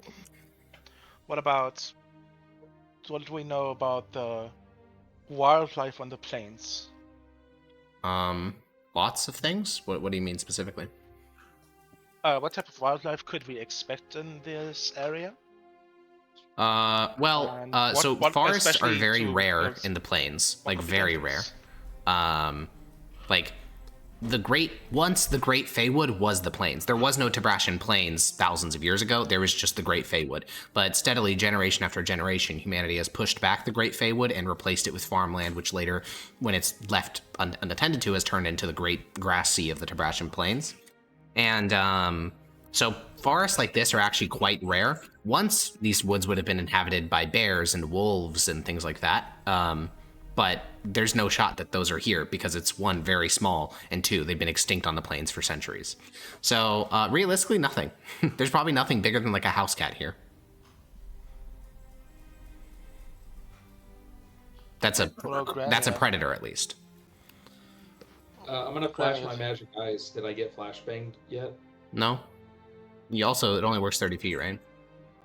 Yeah, but I mean, like, I didn't know if this whole Yeah, area big might- aura or something. Nah, nothing like that. Let's go in. Sure. We're going to this gate. Sure. Alrighty. Sorry. Hecko, you said Grania. Was there a thing you want to say? Yeah, I wanted to ask if she has any idea. She seems to have some knowledge about face stuff. Does she have like a subtle pull to any place here? I don't think so. Well, correct. You do not, Grania. But the Fluttering One, he has a vague indication that somewhere deep in the earth beneath you is another portal. Okay. I don't know if you want to share Hold on to that. information for now. Yeah. As you guys approach the outskirts of the city, the first thing that strikes you is overgrown vegetation. Vines and moss cling to the crumbling stone walls, and the cobblestone streets are cracked and uneven with grass and weeds sprouting between the gaps. The grand stone walls are partially collapsed. None of the battlements or towers have survived the last century and a half. There is an unsettling silence that hangs over Ostatek, broken only by the occasional rustle of leaves or the distant call of a bird. The air is thick and oppressive, and there is an undeniable feeling of being watched. But we move in the shadow of the wall, past the light forest, and we approach this gatehouse. Here, the floor of the gatehouse is covered with thick grass. The walls of the gatehouse, not basically the superstructure of the gatehouse, meaning like where the, what do you call it? Portcullis would have been dropped. Much of this has been crumbled and destroyed, though it's still partially intact. What is our marching order as we head into Ostatek? Probably me in front. And Okay. I'll head the rear. Okay, and where are we putting the horse, by the way? Are you on horseback, Prometheus? Yeah. Okay. Sure. Sure. Who's behind Prometheus? Oh, you guys took too much from the canab. Well, guess I'll Corvus be in the back, middle, guys. gang. Okay, I think Corvus. Corvus wants to be as far away from Primius as possible. Okay, then we have Primius, so by Corvus, two Grania, rows. Tiberius, and Zenius. Perfect. All right. Then yeah, without a further ado, you can head through the entryway. And I'd like you to make a dexterity saving throw, Primius. Let's fucking go! Let's fucking fall. So as you go forward, the weight of you and your horse steps through this tall grass here. It's about waist height. And the horse's weight, its hundreds of pounds of bulk, seems to step on some ancient mechanism. And above you, a gatehouse trap that was likely intended for intruders into the city triggers after centuries of laying fallow. Since you get a 27, a collection of, dust and dirt basically lands on your head. And then I need you to also roll a d20 on behalf of your horse. Okay. Okay, so the section of the trap that was where you are, whatever was meant to fall just wasn't there for some reason. Maybe it already triggered in the past. Maybe it was never properly set up. But a couple inches ahead of you, from the ceiling, from the ceiling of the gatehouse, which is where these things are falling down from, several fist-sized stones tumble down onto the head of your horse, all of which are going to hit, and your horse will take 51 bludgeoning damage and die. Well, Holy fuck. So does he have to make a save, or does he just dissolve? It just dissolves. It just So you hear a sickening crunching noise as your horse's neck snaps, and then the body, like the weight that was underneath you, suddenly disappears, and you catch yourself on your feet. And where there was once a horse, there's now just a bunch of fist-sized rocks embedded into the ground, like a couple of inches in front of you. That's a good one, Hecko. Somebody ordered tunnel breaks? Boulders fell from the sky, and your horse died. Nice. Well, it's not like it was living in the first place, so. Yeah. Is there rubble in between him and the rest of us? Is he cut off? No. And again, the rocks are fist size, which is not that big. They're just big enough to hurt a human, but not big enough to block your continued movement.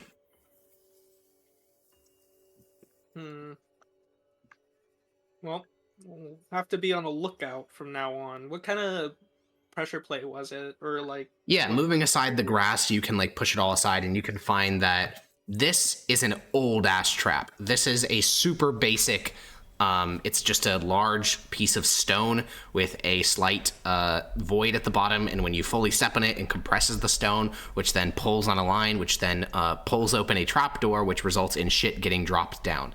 The fact that this has lasted 150 years seems insane. No one triggered it, no one disarmed it. It just seems crazy that not a single creature has gone through this entrance that weighed more than a couple 100 pounds. But it did, and it killed your horse. Well. Could have killed you if you had failed your dex save. 51 damage would have been quite a bit. If it isn't the person that said he can't do this anymore, look at this, you little friend of mine. What do you mean? Yes. Oh my, it's the Maximus. Yeah, and then Maximus shows up. No, he doesn't. I'm still in California. There's just a haunted specter who will remain very quiet. My God, Maximus, what happened? No. Okay. Fucking hero landings on top. Yeah, since we've made it through the gatehouse, on our right there is there's a rotted doorway that could give us access into the interior of the gatehouse if we'd like, or we can just proceed into the interior of the city. I think we want to go into the interior of the city. Great. Really? I thought that checking the interior of the gatehouse might reveal some more information on where traps might be located or general layout of the city.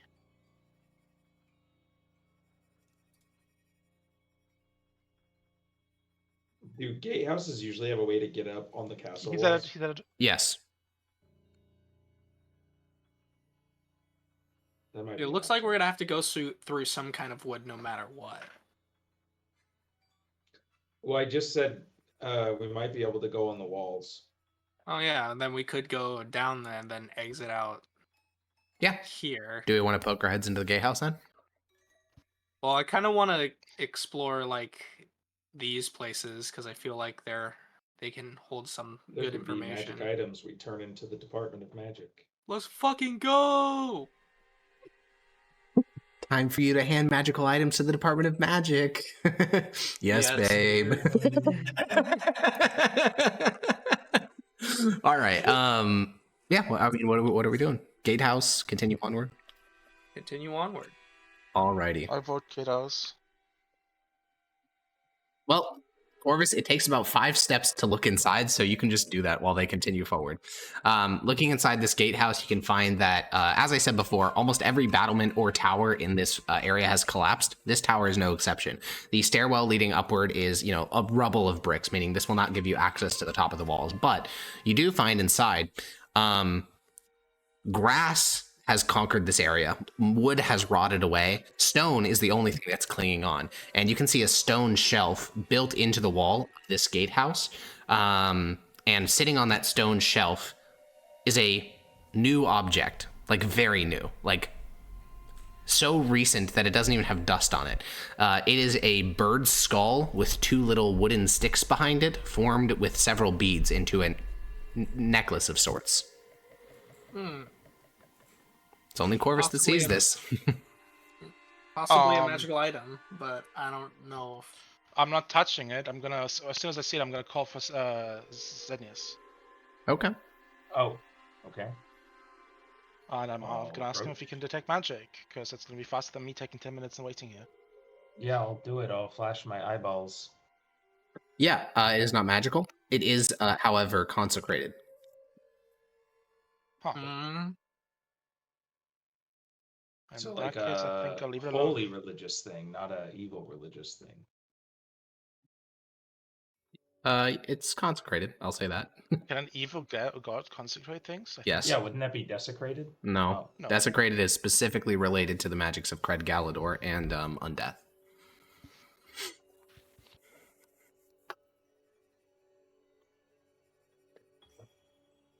So the two of you guys are standing in the doorway as Primius and Grania and Tiberius continue off towards that stone structure they saw in the distance.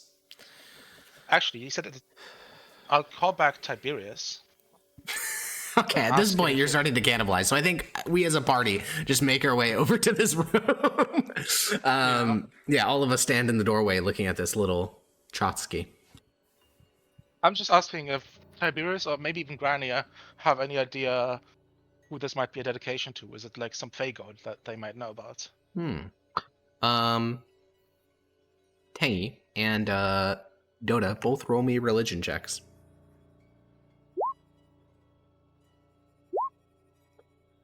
Tiberius, you don't worship Archfey. That just isn't a thing. But there are certainly objects that are used as like veneration, reference to honoring the Archfey. This is not one of them. The craftsmanship on this is dog shit. No self-respecting Fey of any court would wear something like this. Like, you could make better. As for you, Grania, you know exactly what this is. You don't know about it from your time in Athaloran. You know about it from your time in Pelty. This is a sort of... what would be the word for this? Like, folk charm. A protective talisman believed to ward off evil. Very common on the Tibrashan plains. Okay. Shield, sign, not for worship, charm for protection. Okay. Should we just leave it then? She'll shrug. She said she'll sign. I don't see why we should take it. I don't think it's going to give us any credit with the department. The only thing that thing can cause is trouble. I think we should just move on. Right. Okay. Agreed. Alrighty. We leave the guardhouse behind. As we pass through, as the last of us passes through the precipice, that being Corvus, the feeling of being watched from the outside of the city persists in here. And, it's a hard thing to describe because it is almost extrasensory. Like, you don't see a person watching you. It's nothing like that. It's just the hair on the back of your neck stand up and you feel like you're being watched. And for you, Tiberius, who has, I'd say, a hunter's instincts that have been well honed by centuries in that particular craft, it really feels like you're being watched, like you're constantly looking around and cannot find where you're being observed from. It's a very unnerving experience. And where to now? Does this feel similar to when we were in that town connected to the Feywood? Yeah. Okay. Does Corvus know what scrying is like, or being scryed on is like? Does Corvus know what being scryed on is like? I don't know if you would, Corvus, right? Why wouldn't you? I've scryed on people. Yeah. Theoretically, maybe, scrying like- shouldn't have a feeling because it's an invisible sensor. Maybe Theoretically. like I got stride on. I don't even. Yeah, but you make like a even know that it wisdom happened. save. maybe when You're when right, he was in yeah. wizard school, there was like a lesson where his what is it, Wizard his school. classmates. The Department of Magic Imperial War Wizard course does not involve scrying. It involves burning people alive. When do you have time to learn scrying then? Personal study, same way he just learned teleportation circle. Oh, that's fair. That's fair. All right, fair enough. That was really interesting. So, Let's... Mostly just so I can scry your mom in the bathroom. Oh yeah. she's dead, bro. His mother's dead. How could you do this to Primius's mom? That's so fucked. Stay away from the Imperial Crypt, you sick bastard. Hey, I found a way. I'm trying to find a way to make it to another plane of existence with That's scrying. so true. Okay. Corvus Yeah, So we're- well, I revived your mom to have sex with her, so fuck Jesus you. Christ. Okay. So we're going to this stone structure. Yeah. Alrighty. We make our way through this grassy field. Ticks notwithstanding, it's fine. You guys are going to be itchy as hell. The walk here and now the walk through this, festering city of life is, it's bad. It's not good. As you approach this stone structure, though, the purpose of it is not at first clear. The strange Tabrashan stonework obscures what it was meant for. However, as you look at the central opening of the weathered stone, it starts to illuminate maybe what this structure was for. Alcoves are carved into the stone, and piles of rubble. This was a room of veneration, but for who or what, you're kind of unsure. Despite the breadths and skills of knowledge that your group possesses, none of you are well versed on Tabrashan history, or religion, or theology, or mythology, or philosophy. But regardless of how grand or regal this shrine once was, it has been largely reduced to rubble. The only structure in the entire building that still stands somewhat tall is in the center of the shrine is a lone statue. It is made of some sort of metal that seems untarnished by the passing of time. That could indicate mithril, but its luster seems way too low for that. It could also just be stainless steel. And the statue depicts a man with a large beard with an axe and shield on top of a horse. This likely depicts Lek Mizdagov. It's one of the only Tabrashan historical figures you guys actually know. The founder of the Mizdagov Empire, a warlord, a conqueror, and a hero to all Tabrashans. Is there anything else in the room, or like, is there further interior? Or No, is it was a single room chamber. There's a bunch of crumbled alcoves with broken statues. Grass has begun to colonize the interior of this shrine. Yeah. Hey, is this thing magic, Xenius? I'll check with my eyeballs.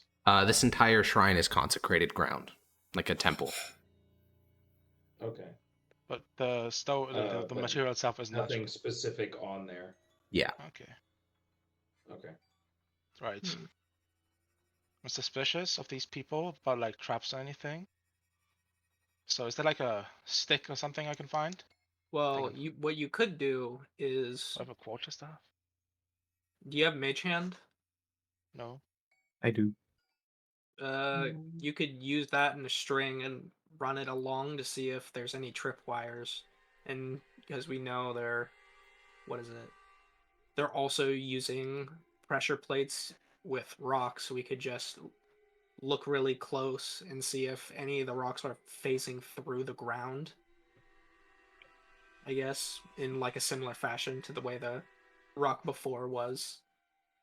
But you know, I don't know if people are booby trapping their own Booby trap. houses and churches. That'd be insane. Well, would it be if you expect your city to be conquered? Well, that's a fair point. Yeah, let's get a investigation check by somebody.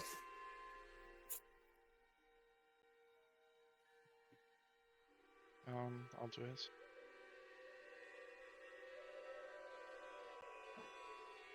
I didn't. Hello, in distance.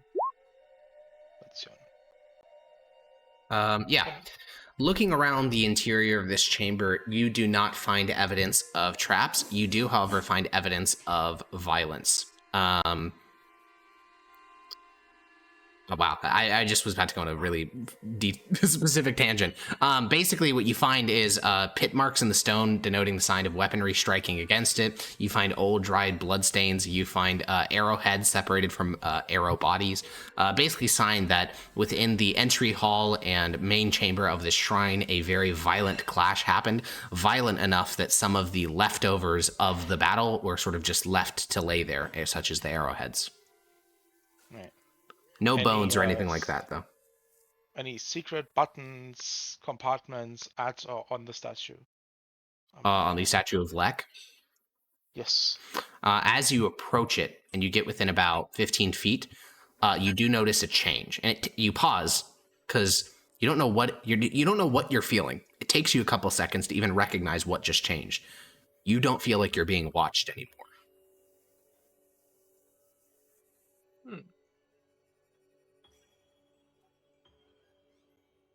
Okay. But other than that, you can approach the statue itself. As I said before, there is no sign of tarnishing on the metal. The structure remains untouched.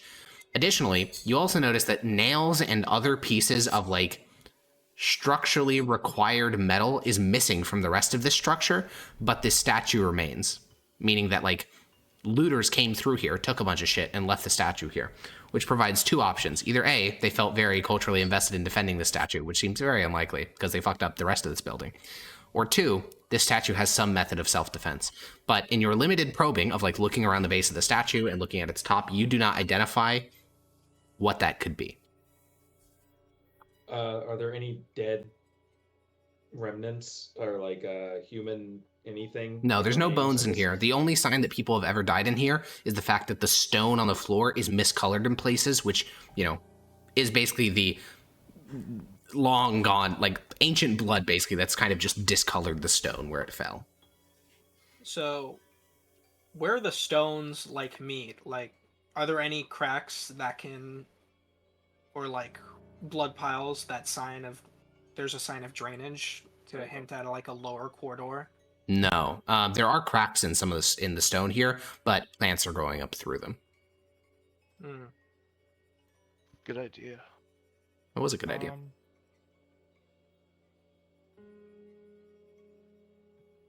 I guess I'm not going to touch the statue then. But Okay. I'll say it feels odd. How so? Somebody take a few steps towards me without touching the statue. It feels. I'll stand where I Corvus pushed wants Corvus me to. into the statue. No, I'm kidding. Yeah, you approach to Corvus's side and you feel the similar relief. And I think that this relief makes you feel a little bit sick, Primeus, because when you go to some of the holiest churches of the Mithdosian faith, when you go to the holiest of holies, you feel this connection to the divine deepen. You feel the worries of the world wash away. You feel warmth in your chest. This is how you experience consecrated places. It's this, deepening connection with Aurelian's soul and all, everything I just listed. You feel a very similar thing here, meaning that this, random fucking shrine on the Tabrashan Plains dedicated to what looks to be a man, not a god, is as consecrated as some of the holiest places you have ever been. Oh my god. Oh, get it off. Just step out. Yeah, that's what I was doing. Yeah, you take a couple steps away and you feel the feeling of being watched returned, but that's better than this blasphemy. This is calm.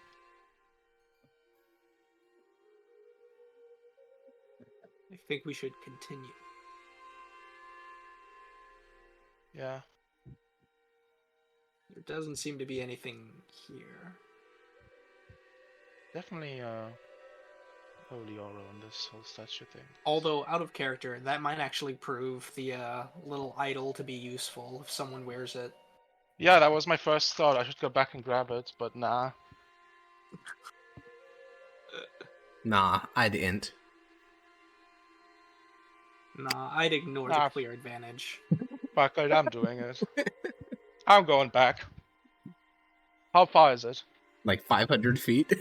Like literally like a football pitch? It's not that far. Yeah, I'll There's like only one? quickly. Yeah, there was a single little thing. So, yeah. While Grania, actually, yeah, while you go do that, Tiberius, what are you doing as these guys inspect this stone building and Corvus walks off to recover that necklace? He's just confused mostly. Yeah. Because in his mind, they were here to find Janticia. These people are just faffing about with magic stuff that probably doesn't even mean anything. Yeah. Like, if this city's been uninhabited for so many years, there's probably just not much going on. Based. Surely. And Grania, what are you doing? I don't think anything particular. She probably just like looking. I think she's specifically keeping an eye out for what kind of fake creatures are watching. Okay. Yeah. You keep your head on the swivel, seeing if you can locate the feeling of being watched. On top of listening to whatever the floating one may bring up. He has not said anything, but the main thing that you're getting is the feeling similar to when you found that portal guarded by the Bear King's Guardian, which is a mixture of longing and also like resolution. Like he wants to go home, but your goal isn't complete yet. You're not powerful enough yet. And did you say you're casting Divine Sense? Yeah. There is a Fae within 60 feet of you. Let's go! I already know what that Fae is. What does Premius? Unconsecrated ground, right? Yeah, Premius has seen the flaring. Oh, you're right. Does Divine Sense detect consecrated ground? Oh no, of course it does. That's like one of the 5 things it detects. Yeah, and then there's also, of course, consecrated ground.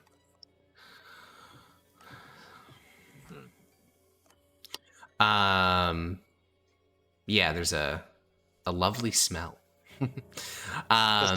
Does Divine Sense feel like odd for consecrated ground from a different god? No. That's why that's what makes it feel odd. The part that makes it discomforting to Primius is that this literally does feel the same as like going into a consecrated temple of Aurelian Soul, which for a devout worshiper like Primius, but it doesn't. Yeah, for someone like Primius, that's like wait, what's worse. happening? Yeah, that's why it feels so gross. Not because it's different, but because it's the same. Yeah, Corvus, you make your way back to the gatehouse. You recover the talisman. It's the same place you left it. Like I said, it's a bird skull, 2 crossed little sticks held together by a series of beads formed into a necklace. I'm putting it on. Cool. You explode. You start melting. You explode. Rockfall, you die. No, I already did that once this session. I can't do 2 rock falls in one session. And then you'll blow up.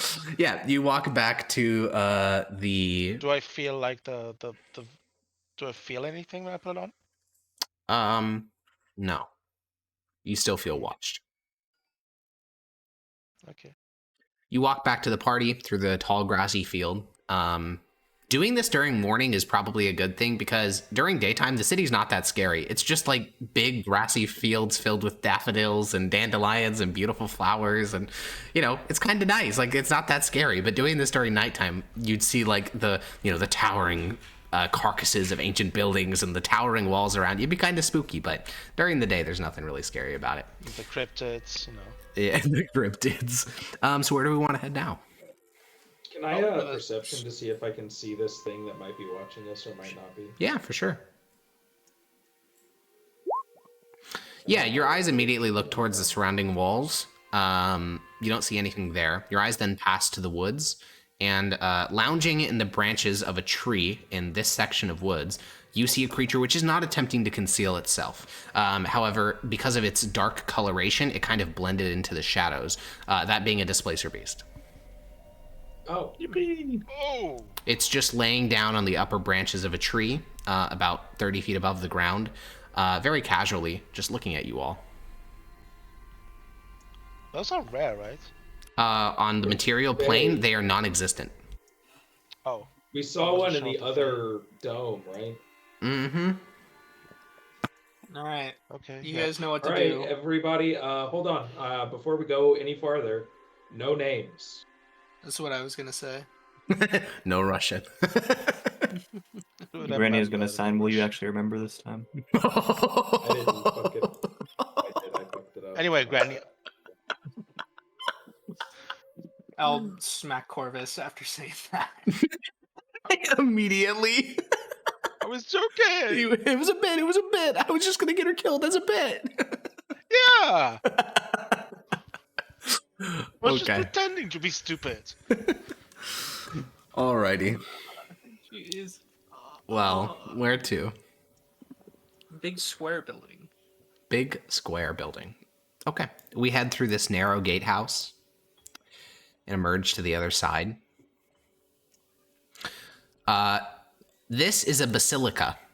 Now, basilica has two words in the English language. First is the association with churches, like St. Peter's Basilica. But historically, they're more like open-air bazaars, meaning like you have a large roofed area with open space underneath it and then like a floor area. But that's it. It's just like a bazaar for trade and commerce to happen.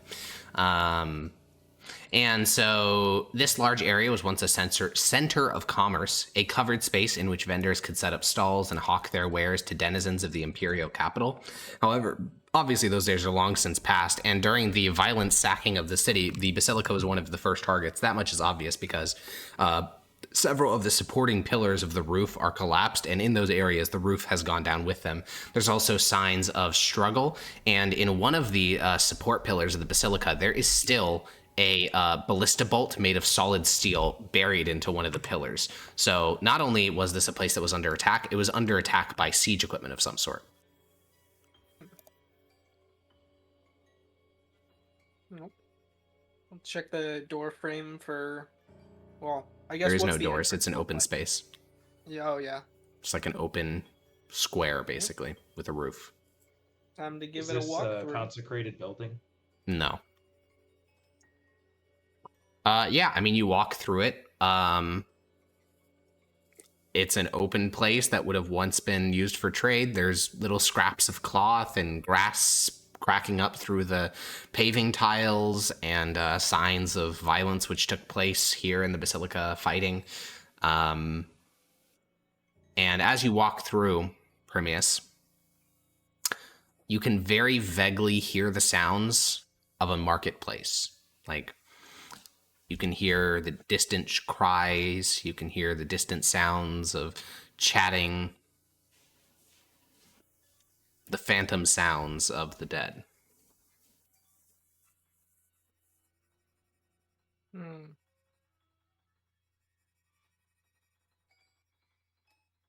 I'll signal to everyone to shush and to listen. Yeah. They're speaking into Brashian. It's a bit of an archaic form. I mean, it's 200 years out of date. It's like us hearing someone from the 1800s talk. But, What are they saying?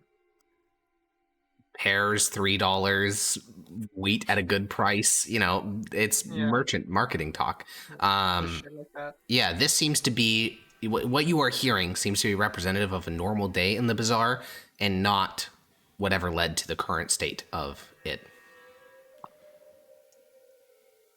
I'd say the closest analog to this is when you went to Ravinium, that city had a burned quarter where hundreds of people were trapped in their homes and burned alive by the Imperial legions because they had the Lucretian plague.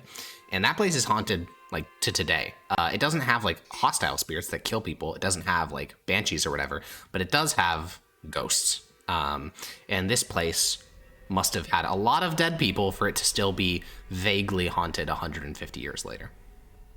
Is there any place in this like tented area that where like the ghosts are like louder, or I could hear it more clear? Yeah, I think you'll notice that as you get closer to a area where about 4 or 5 support pillars were destroyed and the roof has collapsed in, the sounds start to transition. It goes from, normal market talk to worried whispering, and by the time you get to the edge of this collapsed section of roof, the sounds that you're hearing now do seem to be representative of the day when the basilica was sacked. You hear, people screaming, you hear people running, you hear, confused chatter. You can hardly make out any of the details, but you can picture, a massive crowd being pushed into the basilica by some outside force, and then the swords of those attackers being turned on those who had been huddled here. Is there an impact crater that is like the source of all of this? No, the reason the roofs collapsed here is because a bunch of pillars were destroyed by what looks to be like maybe hammers or something similar. Like this section of roof is intentionally collapsed inward, but it wasn't by like an explosion or something. Okay. I want to start moving the rubble. Or is there like a large amount of? There's a large like, amount. Too much. Yeah. Okay.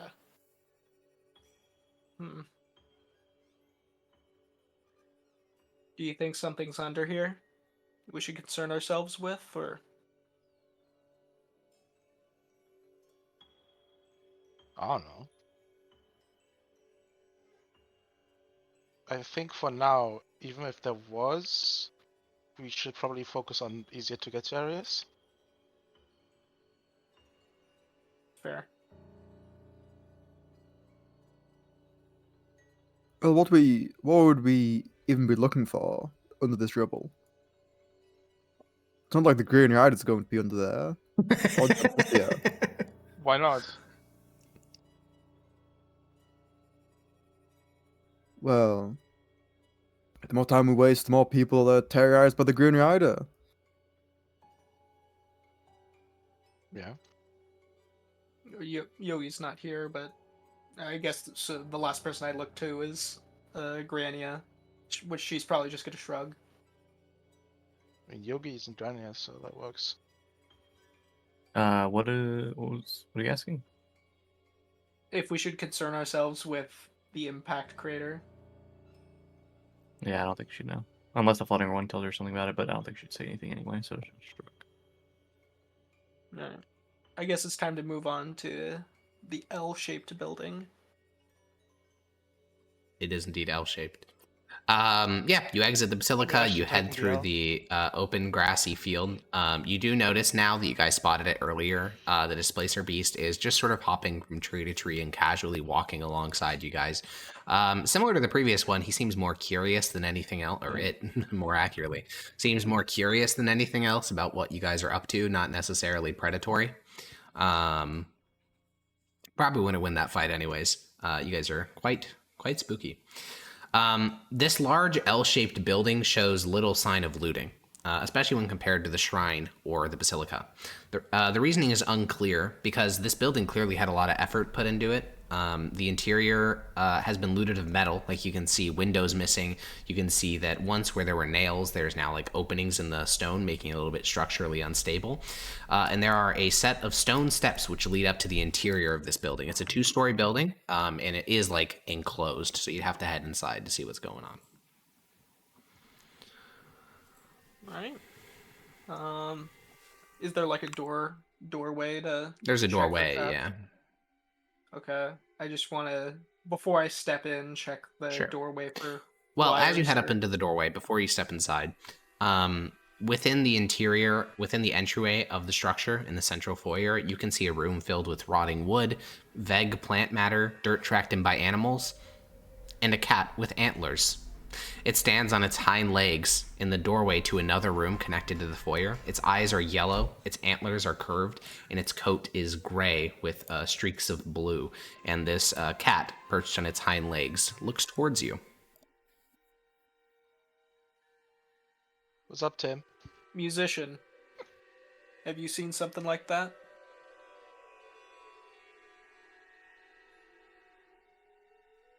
Was it a Tiberius. cat on Yeah, its you hind legs? Yeah, Tiberius, you step forward. You of course know these. This is a Caligrunt, a fellow Fae. You have spoken to many of them. They're quite intelligent.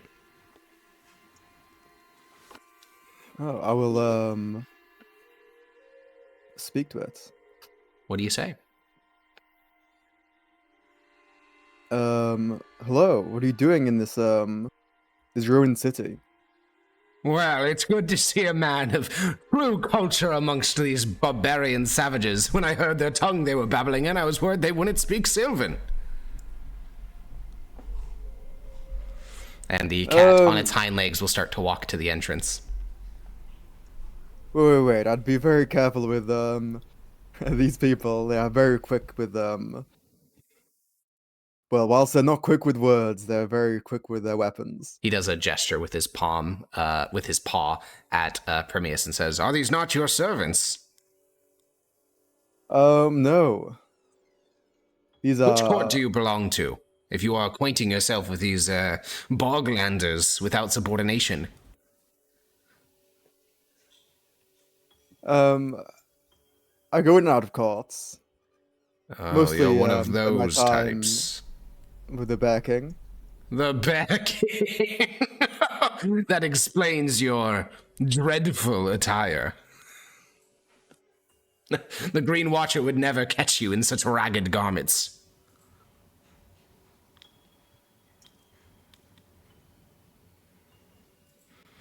Probably not, but I did meet him before coming here. Ah, my former lord. He is divine, is he not? Former? Did he kick you out? There was a misunderstanding. Your compatriots look rather concerned. Perhaps you should translate our most noble of tongues for their barbarous ears.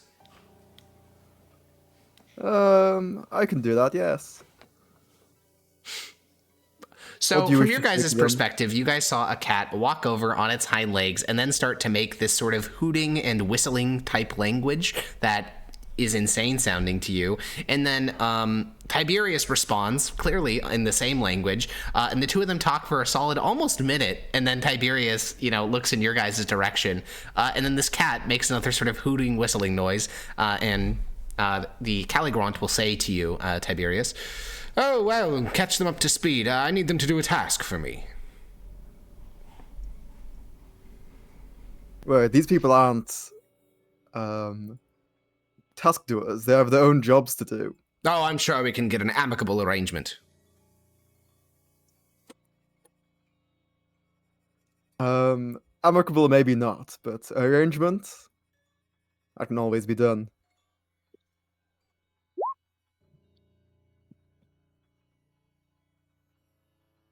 Then he'll look at you and say, "Well, you have to catch them up to speed, do not?" Yes. And I'll tell everyone that this creature is from the Feywild. An ex servant of the Green Watcher.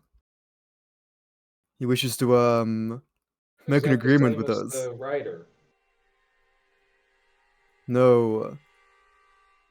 The Green Rider is only known as the Green Rider here in the Boglands.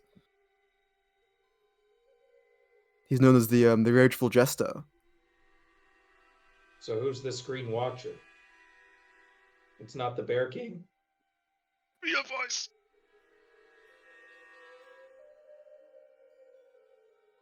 Well, he looks like you. He looks like me and you. But he's very powerful. The Green Watcher. Yes. He looks like a human. Yeah, he looks like a bog dweller from a long time ago. Okay, anyway, continue. So this creature wishes to make an agreement with you all. Okay. What type of agreement are we talking here? You didn't tell them the names, right? I haven't spoken any names. Good.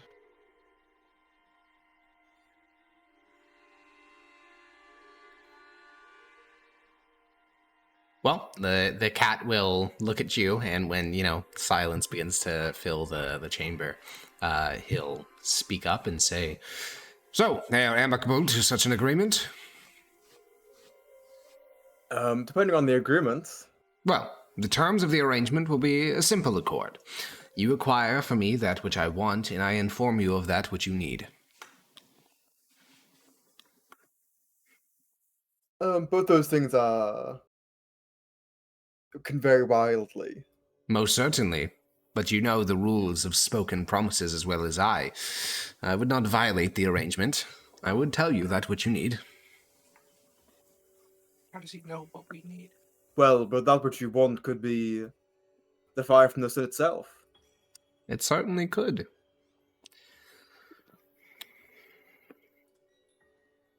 Grandeur Surely taught that to is never not make a deals possible with big creatures. agreement. Yeah, so this is mostly for Tiberius. Actually, this is only for Tiberius and Grania. Both of you know that the laws of onomancy are the sort of like innate magic of Athalorn. Technically, they don't apply here on the material plane, but almost all fey creatures are bound by them. Those being, true names have power. You can steal people's names. And then lastly, agreements made, like oaths made in Athalorn have to be fulfilled. Like, it's like gravity. If you do not fulfill it, horrific consequences will happen. Death is like the luckiest of those. There are stories of entire breeds of monsters coming from broken oaths in the past of Athalorn. So this agreement he will fulfill. It's just that you never want to make a really concrete agreement, because if you're not able to fulfill it to the letter, then you get horribly punished. Is it both sides, or what if we can't get him what he wants? Then you would be punished. Yeah. We would be punished. Correct. Okay. How does it work on his end though? Because he could give us something partial, or technically, sure, we do need to know that, but it could give us nothing as well. Correct. That So is would the that nature be of all fey punishable negotiations. In his part, considering It would not we be punishable. No, proposed you only to- have to fulfill the letter of the agreement, not the spirit.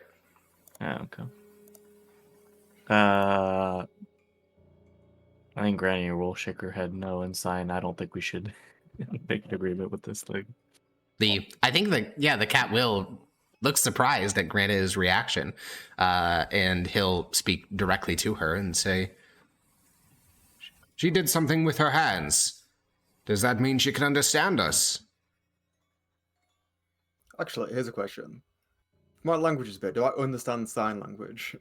No, because you only sound. I believe that boon you have only applies to spoken languages. Okay. That's You can crazy. double check the boon. I'm pretty sure it is only spoken though. Yeah, I'm looking at it. Prometheus has to translate Grania to him. Yeah. Tiberius to the cat. Yeah, you see Grania do a symbol, then you tell Tiberius she thinks you shouldn't do a deal, and then Tiberius realizes that, and then he's like, "Oh, okay." Yeah, it doesn't say anything about. Yeah, it's just spoken. I'm pretty sure.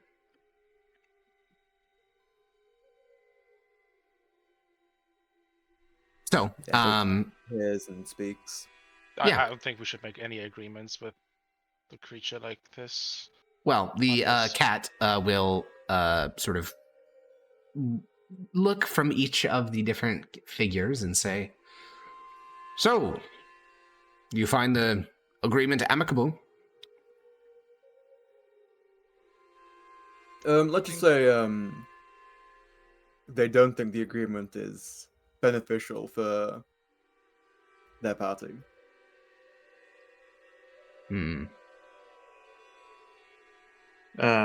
Grania will step forward and sign to translate to Tiberius.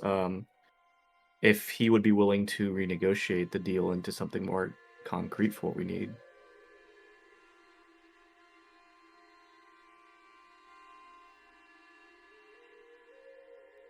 So right now he could tell us anything that he wants, but whatever he gives us in return can be only vaguely useful to us. I'm sorry, I don't understand these hand movements. Can someone explain that to me? She'll re-sign it to Prometheus. Yeah, Prometheus will Permeus, do you have any questions about how Grania understands what the fuck is happening in this conversation, even though Tiberius is translating nothing? I mean, this came up the last time that she was I guess able true. to understand Yeah, what through the everyone was fluttering saying. one. Yeah. Yeah. Okay, then yeah. You translate that to Tiberius. Yeah. Renegotiation. Let's go back to Sylvan. I think it is possible for an agreement to be woven between our two parties. It's just we don't think specifically that last one was that good. I Well, think, if we are first of good to all- go forth with more in-depth negotiations, it is worth exchanging titles betwixt the two lead negotiators so we understand the ground on which we stand. What title do you have? Okay, how do fake names work in like So fair you can negotiations? literally tell him anything, but what he is really asking for is you to get a series of words that are descriptive of your task in life. Okay. Now, I want to remind you something, because this is almost going to come up like immediately.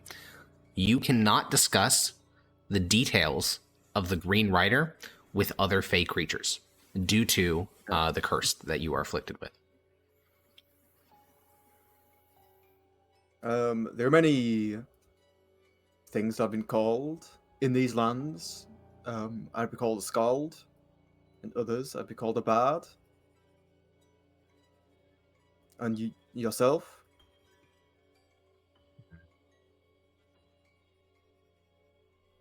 The Sniffer. Oh, I'll tell that back. I'll tell the party in the Mythosian that this cat is named the Sniffer. thank you, Dota. Very cool. Oh, she's just gonna laugh. It's a reasonable reaction to being told that this sentient fucking cat is called the Sniffer. They call me the Sniffer. He'll continue onward and say, Then if you'd like more concrete terms, I know that whom you seek, and I know where he is. That is that which you need, and you will assist me with that what I want. It won't take you beyond the premises of this building we are within.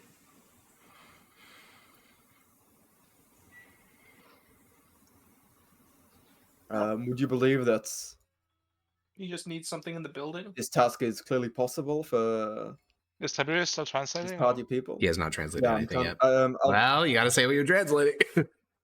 well, I've translated the Sniffer. bit. okay, the Sniffer. I'm just conversing with Yeah, in for sure. Sylvan with this person. Mhm. And this job would be doable by this party of people. He thinks, because now we're getting into the real. Now, you guys are not on Athelorn, so technically, a Fae could probably get away with breaking a promise, but it is like such a incredibly deep cultural taboo that he's still thinking it over. He's like thinking what is true. So he'll think for a couple of moments. It's a really weird thing because like he crosses his arms and like supports his chin with one of his paws. It's a freakishly human gesture, and on this like lanky little fucking cat with antlers, it is disturbing. It's like a fucking skinwalker. And after a couple moments, I cannot rightly say I'm unaware of the capabilities of you and your compatriots, Skald, but it is a task which I cannot achieve due to limitations. I need muscle and expertise. Grania will pull on Prometheus' cloak and sign. Can you ask if it will bring us great harm? I'll nod and ask Tiberius that. Or if it'll put us in harm's way, I guess is a better way to say it. Yeah. Ask if it'll put us in harm's way. Yeah, I'll translate that back into Sylvan. I'm not certain.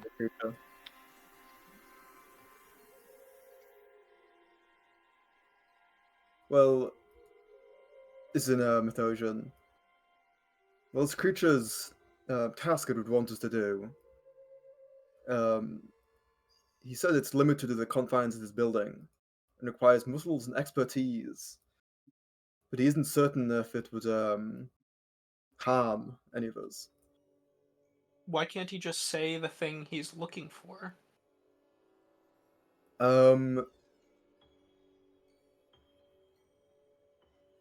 Fey promises are very unforgiving things. There might be something stopping him. Do you translate the part about what he's going to give us in return, or no? Yeah, he says he knows what we're looking for. He said he knows who you're looking for. Oh, I thought the exact words were where he is. Yeah, where he is, yeah. I thought we were looking for a woman. What? Well, that's only to get us closer to the main goal.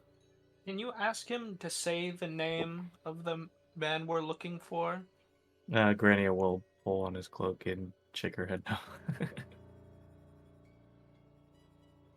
no. Primius will nod. Scratch that.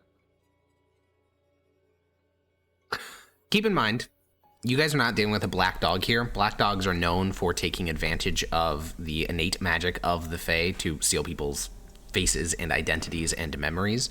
By reputation, Caligrants don't necessarily do that. They're only Tiberius and Granny would know this, but they're quite neutral. Like there is no. They're kind of like humans in the sense that there is no like broad thing that you could attribute to the whole species. Some of them are mischievous little buggers. Other ones are, normal members of society. They're relatively intelligent, but they're not like malevolent like black dogs are. Yeah, I think this guy's called Sniffer. He's a weirdo. Yeah. I'm playing on the cautious side because the way that he regarded the party. Boglands otaku. I don't see why not. It'll benefit us in the end. Can he tell us first? Isn't that Yeah. how deals work? We This both is, have yeah, to both I don't agree? understand what's the point of making this deal if it's so risky. Can't he just tell us what he wants and we might help him or not? Granny will Well- sign that he's more likely to keep up his side of his deal as a Fae than we are as humans. I don't care about that. Why won't a regular word spoken promise without any face shit, why won't that work? This seems overly complicated and absurdly risky to our party specifically for no apparent reason. Why would we risk our lives or whatever fucking fate doomsday we would call down upon us if he gives us some insane impossible task to lift the building on one finger or some dumb shit, instead of just being like, yo, we could help you and you could help us. It's that simple. Fucking idiot. I mean, if you want to talk about life Based risking, we myth can- notion. Yeah. This is like this Fey deal shit seems to be like there seems to be no value to making Fey deals. Can't you just like make normal deals once? Well, what do you mean by normal deal? Because for Fae, all deals are Fae deals. Like, they don't have normal deals. I have a quick question. Yeah. Could I do an insight check to see if he is acting in good faith? That it seems like it's something that we can actually do. All you can really operate on. Okay, I mean, yes, you can roll an insight check, but just to be clear, the basis of knowledge you're going to be pulling upon for this insight check is literally like stereotypes and your limited interactions with Caligrants in the past. Okay. I guess I can also ask the floating one what he thinks. I don't think he knows. Genuinely. He would, if you were in, I think the vibe you get is that if you guys are in Athaloran, he'd take this deal no problems. The thing that concerns him is that Fae and the Boglands kind of go wild sometimes because they can just lie. Like, there's nothing actually keeping them from doing it. It's just the cultural taboo of doing so, not like magic, which will punish them. But also, on the other hand, that means you guys could also violate your end of the contract without any repercussions if you're not in Athaloran right now, which it seems like you're not. Did we kill this guy? Why not? I think it just What's says the that OOC Granny If he will doesn't attest hold to up it. his end of the bargain, we could just kill him, right? Sure. We can also set up collateral on both ends. Also, Caligrants are not particularly powerful. Like, they're just guys. They're just little dudes. So, there's a 3-foot-tall cat, you know. But he could also have Fae friends here. Or he could be magical, and then in that case, you know, infinite power scaling if he's like a sorcerer or something similar. But if he's just a normal Caligrant, then they're not particularly dangerous. I mean, if Granny's gonna pull on Prometheus' skull again and ask, will he be willing to put up his life to keep the end of his deal? I'll translate that to Tiberius. Yeah. Or is he willing to put up his own life? To keep his end of the deal. I'll translate that to Sylvan. He looks confused. I mean, in a manner of speaking, I suppose we're both doing that. We know what happens if we break our oaths, don't we, sheepman? Yes, but Do you say sheep, man? these people don't really understand. Well, that's why I'm speaking with you. I wouldn't expect Boglanders to be able to make a oath in good faith, but despite the trifling garments of the court of the Bear King, he's known for never breaking an oath. I'd expect that to carry on to a member of his courtiers.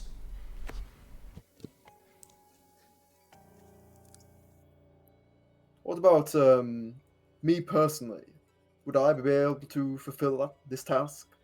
I don't know your expertise or talents.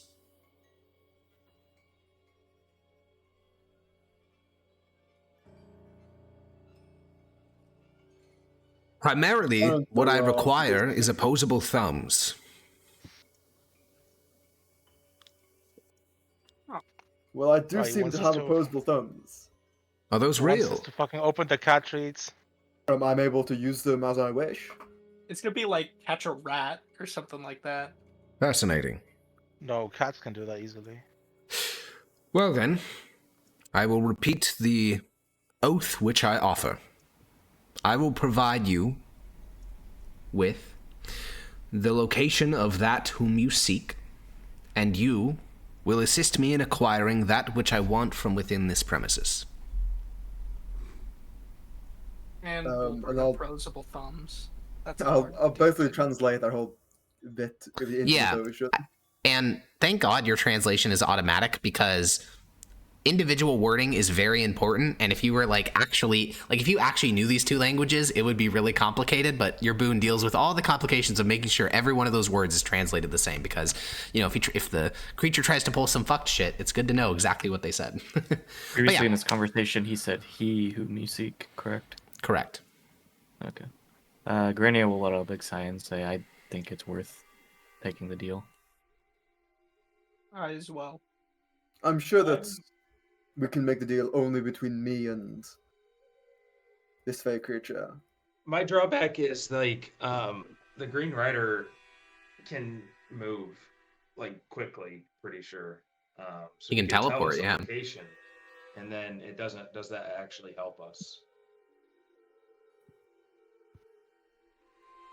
Grania will sign. Weren't we here to get more information on him in the first place? Isn't this what we wanted? I thought it was to find this woman who could also help us with more information. Just knowing his actual location, we've already run into him once, and it didn't get us any closer. Yeah, that was before we had Tiberius. I guess that's true. Well, With this bear nuke. yeah. The legendary bear nuke. The legendary bear. It doesn't seem like we have any Oh, he actually huge doesn't have one, he's just lying. discrepancies, so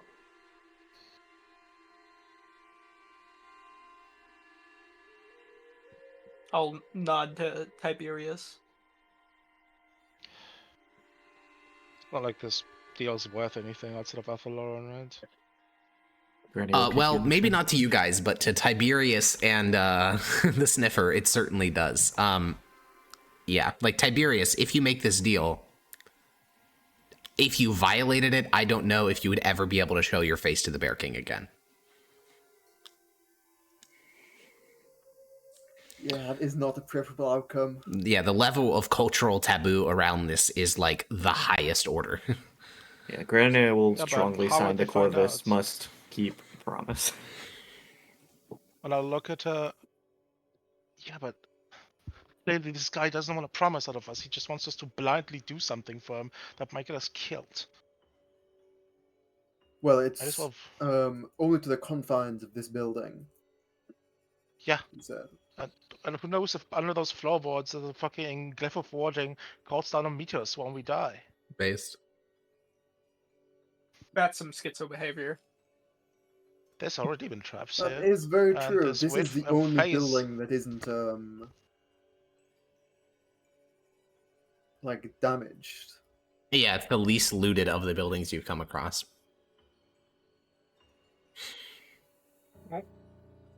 Time to be extra Tiberius, careful. you're the one that ultimately has to accept or decline the deal. And so what are you doing? I'll go with Sylvan. I personally accept your deal. Well, come along then. And he gets off his hind legs, goes onto all fours. He looks remarkably like a normal cat and starts to walk deeper into the building. And then the third one I'll say, well, this can only go so badly. I'll follow him. Yeah, you guys head from the foyer to a side chamber. There is a stairwell which leads downward, which the cat hops down step by step. You follow down.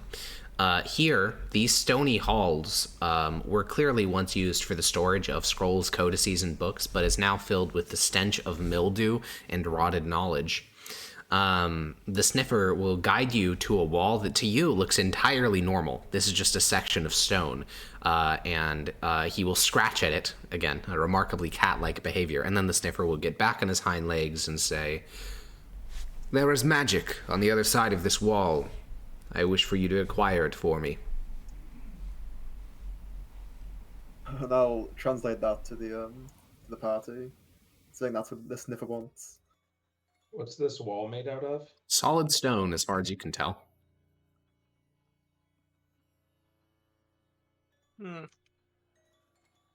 How thick is it?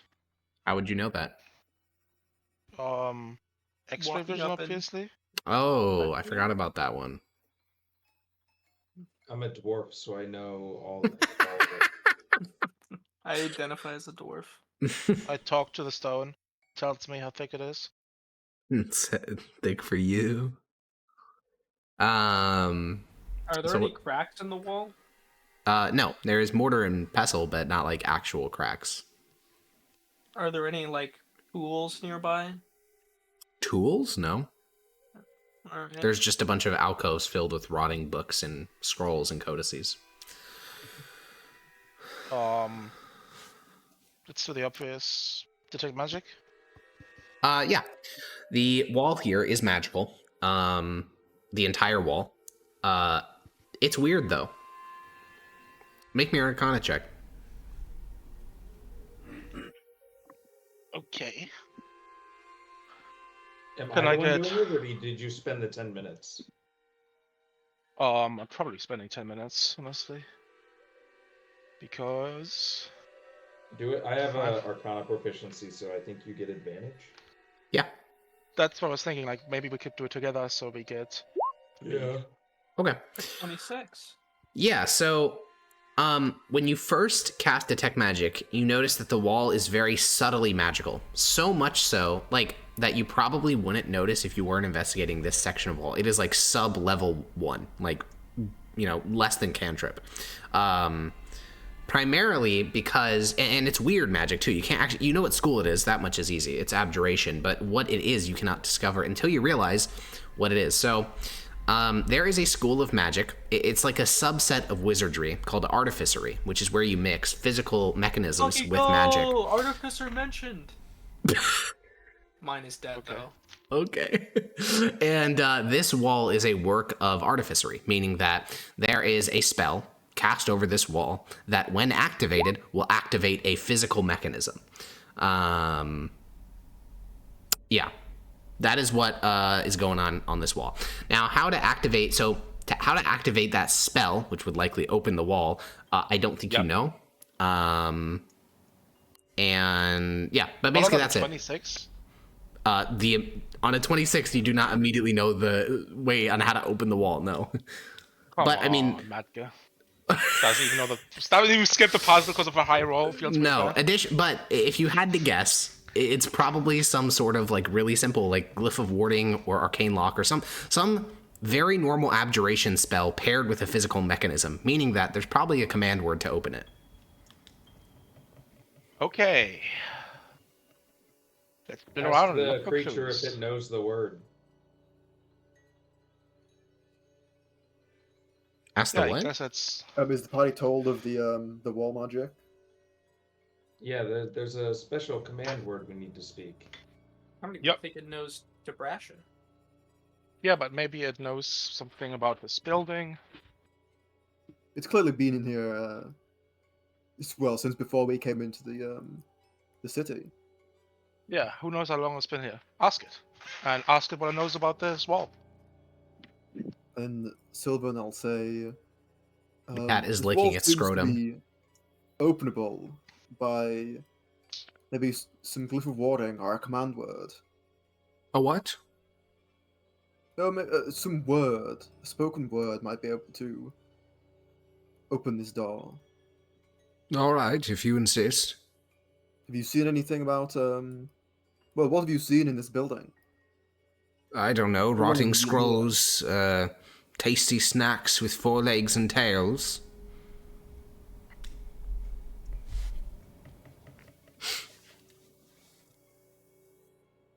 In my third chance, say he clearly knows nothing.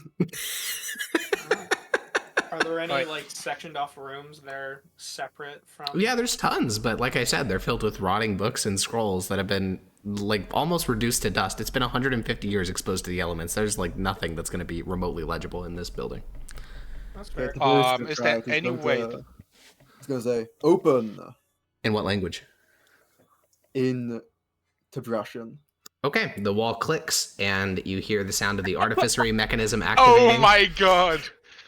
The wall slides to the side, and immediately the sniffer, walks forward and hops up onto the desk. Inside is a well-preserved office niche. So well-preserved, it must have been like airproof, like air sealed, because like a sort of dust moves in from inside this little office niche and passes over you. This has been sealed for 150 years, so stale air, passes by.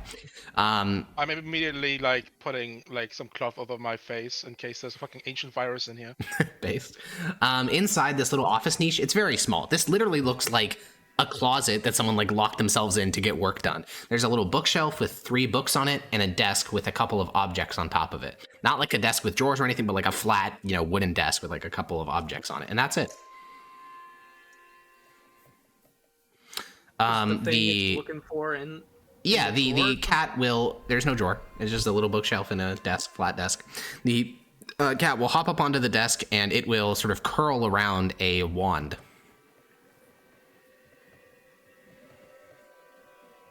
The sniffer will begin to Is that sniff our the deal wand. done? He'll look up and say, "Not quite. I have to do my part." Beneath the earth, underneath forgotten ruins, the rageful jester is establishing a court. I will translate this for the party. How do we get there? Which Forgotten Ruins? That's like 90% of the fucking planes. I believe he's talked about this one.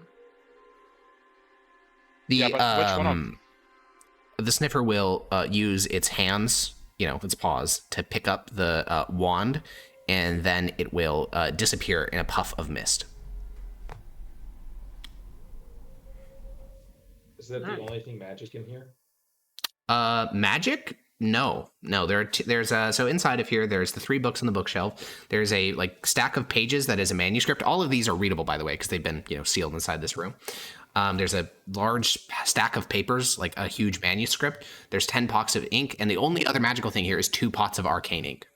But obviously the cat did not either recognize that they were magical, or if he did, had no interest in it. God damn it, I went interested to in the yoink that books. wand. Well, the wand is gone, so rip. I was thinking, we just told him we were gonna get it to him, not that we're gonna give it to him permanently. Yeah. Well, he's gone now. Well, that is the Alright. nature of fair promises. I'm sure you might have been able to stop his magic as you stopped mine once before. I just didn't think of it in time. I was off guard by the whole cat thing. Can I read some of the books or scrolls that are still? Yeah, I'm interested in the. Yeah, books. the 3 books are all. Everything here is written into Brashen, an archaic form, 200 years old, but very legible. The books on the shelf are entitled the following. I'm going to put their names in chat, but I'll read them anyways. Introduction to Esotericist Abjuration by Magus Trammel. Transmutation, The Pursuit of Alteration by Magus Trammel. Book of Numbers by Magus Trammel. Holy, this Magus Trammel guy seems to have been quite a magician. And then the manuscript on the desk, the front page, like the title page, reads Alteration and Exploration into the Unity of Transmutation and Abjuration and the Resistance of Change by Magus Trammel. I'm guessing this was his tower. Well, his little closet, more accurately. Oh. Yeah, this current housing market is understandable not to have a tower. Real. Can't Well, I can afford shit imagine- these days in magical Canada. Yeah. I want to flip through the Book of Numbers and just see what it's about. It's the only one It that is a I'm not- math treatise Oh, okay. containing anything else? extensive multiplication tables and analysis of a number which he calls pi. Oh Wow. my goodness. This is how Harkin forces us to use circles in our combat. New patch dropped. Okay, here's the question. Is pi known? The closest approximation that they have right now is 3.14. They don't have any of the other digits. And this guy does? Yeah, his goes to about the 20th digit before he gave up. Oh my god. Okay, I'm taking that. Cool. That might be like worth something to scientists. You have the Book of Numbers by Magus Trammel. I'll take the other 2. Cool. They each weigh 2 pounds. No. How Is much there them all? anything else in the room? 2 pots of arcane ink, 10 pots of normal ink. That's it. I'll take the arcane ink. Just I think I was gonna ask I if think I can have Corvus it. already said he took it, but Oh, okay. I He can actually use did it. not say that, oh, but okay. I mentally Took said them. it. Well, that explains it because Copy. I heard you think that. You Alright, see, I'm we have gonna such a add connection 2 pots now. of arcane ink. Okay. No, but they used this to you. He's Good. going to give them That's to why- the department. Yeah. Oh god, are these technically supposed to go to the apartment because they're magic? Oh my god. You need The to discuss arcane that with ink, your yeah, probably. with someone in the Department of Magic. Yeah, I don't know, so I'm not testing it. Fair. Because I assume magic ink is something you can fairly easily just buy. Yeah, the books are also discussion worthy because while technically the first 2 books you get are not magical, like they have no magic in them, they are concerning magical topics. So you'd have to talk to someone in the Department of Magic. What's in the alteration book? What does that consist Okay. of? It's like an unfinished manuscript, right? It is an unfinished manuscript, and it's a little bit schizophrenic. Like, there are pages that look like, okay, one of the pages is 6 circles with lines connecting them, and then each of the circles has a description, is one of the schools of magic, and then there's like little demons drawn on the lines connecting the different circles. Maybe this meant, like, clearly this is some sort of esoteric practice of magic, and it meant something to the person making it, but to you, it looks like the ravings of, like, a mentally unwell person. Shit, But this guy's a genius! the the foreword of the paper seems to summarize what he was trying to get at, which is basically Magus Trammel believes that there is a undiscovered school of magic that is the combination of transmutation and abjuration that he calls alteration. And this book, this manuscript, is trying to define what alteration actually is in opposition to the schools of transmutation and abjuration. But anything beyond that will require an extensive reading of all 3 of those books, which is going to take way longer than, we have access to.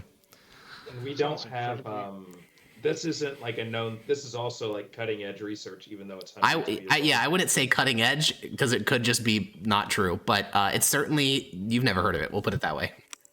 Does that mean we could Okay. unlock the alteration wizard right now? Unless he's a schizophrenic and none of this is real, but yeah. even the digits of pi never. could just be fake. Yes, correct. Because He he doesn't even know. Yeah, Well, I don't think any of us know what the 4 digits of pi are.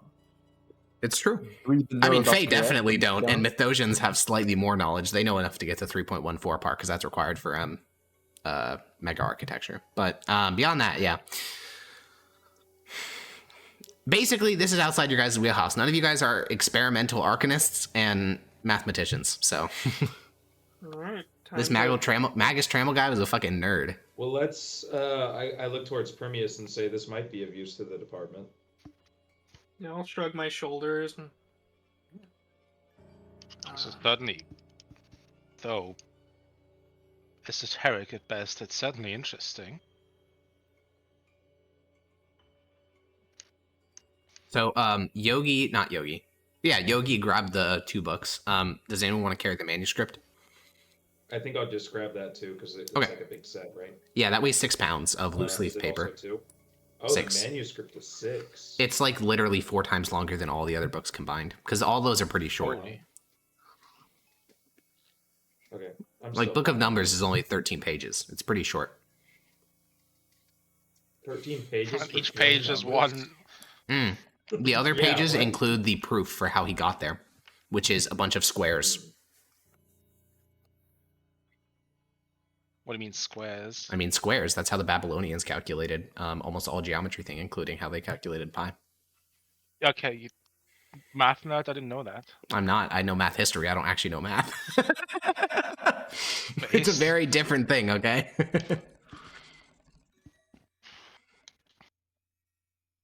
Anyways, Let's see. yeah, we have all that shit added. I'm just gonna let you know, by the way, Yogi, if you ever are like fall in a river, or if anything of notable physical like damage happens to you, that manuscript is getting fucked because that is not bound. It's literally loose leaf paper. There's nothing like keeping it together. Like honestly, if something as simple as you like falling happens like 10 feet or something, that will probably also scatter the manuscript. It is very fragile. Okay. I'll do So my yeah. best. Yeah. Okay, cool. Anything else? I mean, this is still a huge cavernous building. Much of it seems to have been combed over or left to rot. Oh, here's what I can do. Sure. Where's your horse, Permeus? Let's just put it on the horse. It died. It died. Oh, It died. Rocks falled. It died. Falled. rocks fell and it died.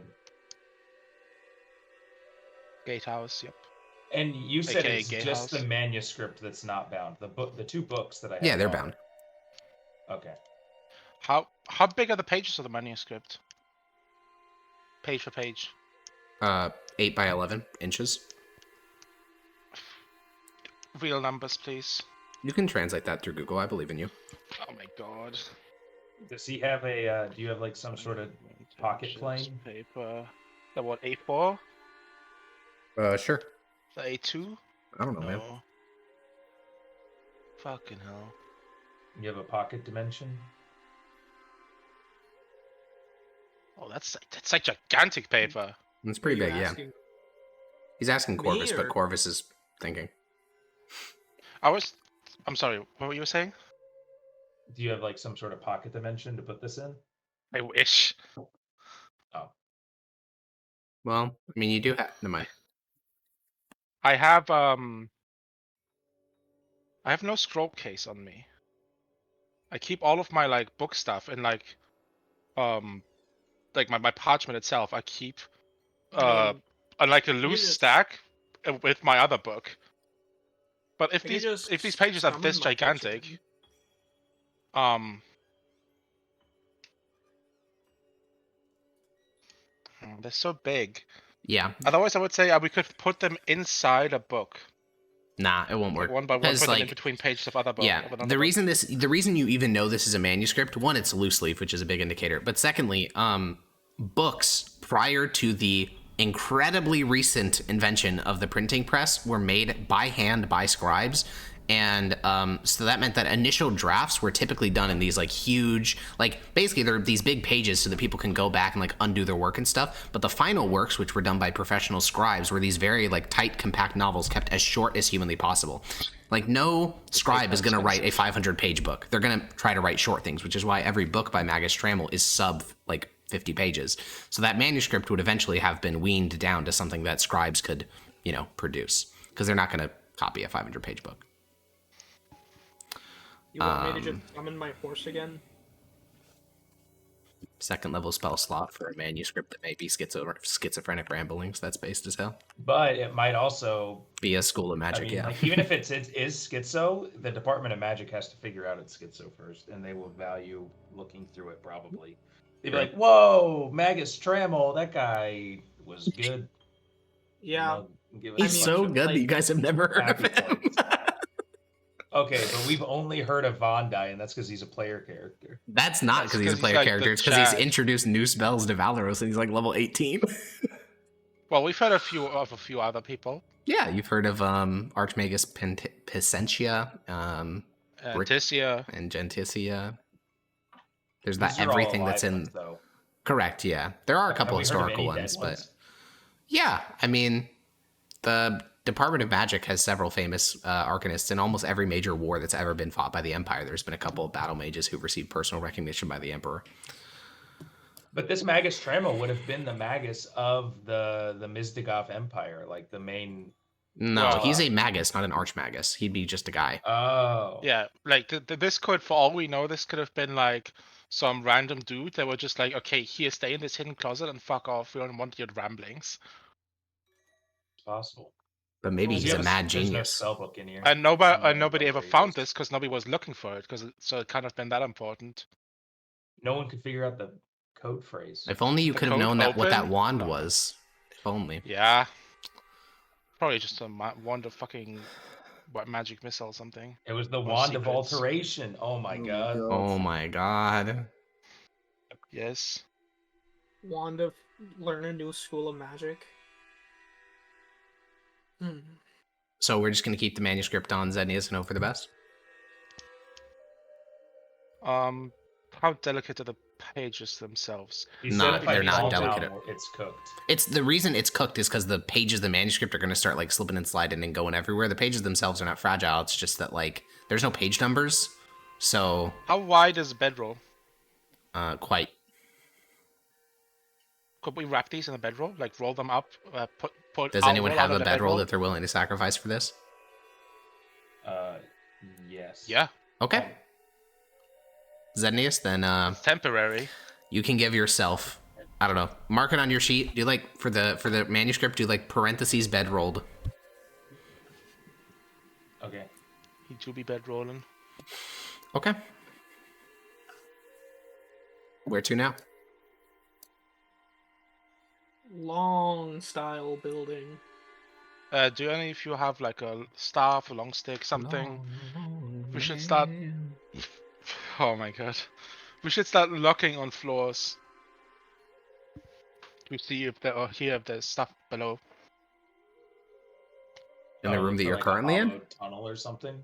Oh, when In you the get room out you're to the currently grassy in? field. Everywhere Everywhere. in this Okay. entire city. Does someone have a Starting with stick? the buildings, of course. Any Not really stick sure we havers can in the procure chat? one. Can we not Does just the find does one? the sticks on the bagpipe count? Like the horns? If you want to use those gonna- to tap the ground, Yeah, yeah. can I fucking dent your bagpipe? How big is my A crystal chip? tusk? That's a fascinating question. I think it's meant to be Is a it a boar boar tusk. tusk, or Yeah, is I it think like I an think it is meant to be elephant tusk? no, I think it's meant to be a boar tusk. So like 3 feet maybe. Okay. No, that's way too big. Like Oh, it's 8 a mammoth inches. tusk, actually. Yeah, 8 inches I think. I don't know. Okay. How big is a Mammoth. boar tusk? I was just guessing. I'm googling. How big is a Probably boar like 10 tusk? foot. 2 inches? 3? 7 inches. Oh, so close with the 8. What? Holy shit! That's average, by the way. They can go up to 18. Jesus. I've only ever seen small Flush boars. me. Yeah, that's for feral hogs. For certain Yeah, types okay. of we don't African have ones, it those in can. Germany. You probably do. Pigs can turn into feral hogs within 2 generations. Yeah, no, but I mean like those are incredibly uncommon. I haven't seen Oh. those. I mean, I've never seen a fucking feral hog either, but there's millions of them in the United States. I've seen them from afar, like a zoo. Gasp. Okay, yeah, you guys can go to the nearby section of forest and just grab a couple long sticks for poking purposes. And I will just keep in mind that we're poking the ground as we make our way over to Long Building. Male instinct of grabbing the coolest looking stick and swinging Investigating it. the long way. The long way. So, built in the shadow of the wall with a sloped sloped roof. This large stone structure Ruff, ruff. is clearly either one of two things, a barracks or an armory. The way you're able to discern that is because Mithdosian and Tabrashan architectural practices are quite different. There's one thing they are quite similar on, though, which is military infrastructure. You don't know why that is. It just is the case. Like, Mithdosian military camps look quite similar to Tabrashan ones. Mithdosian city fortifications look quite similar to Tabrashan ones. Probably because you guys have been killing each other for several hundred years. Maybe that's why everything's so similar. But this is the same place that you'd put in Mithdosian barracks. And it's even shaped similarly in the sense of, like, a sloped roof and stuff. So this is definitely a former barracks or armory. Probably. Only the stone skeleton remains, though. Any wood that was in this structure has rotted away. Any metal that was in this structure has been looted. But looking through the various open windows, like there's no glass. It's just open in the sense of, like, all the glass has been removed. Through there, you can see that the interior of this barracks or armory, the floor is covered with layers of dirt and dust, and amongst that, you can see glittering of metal, partially covered by the dirt and dust.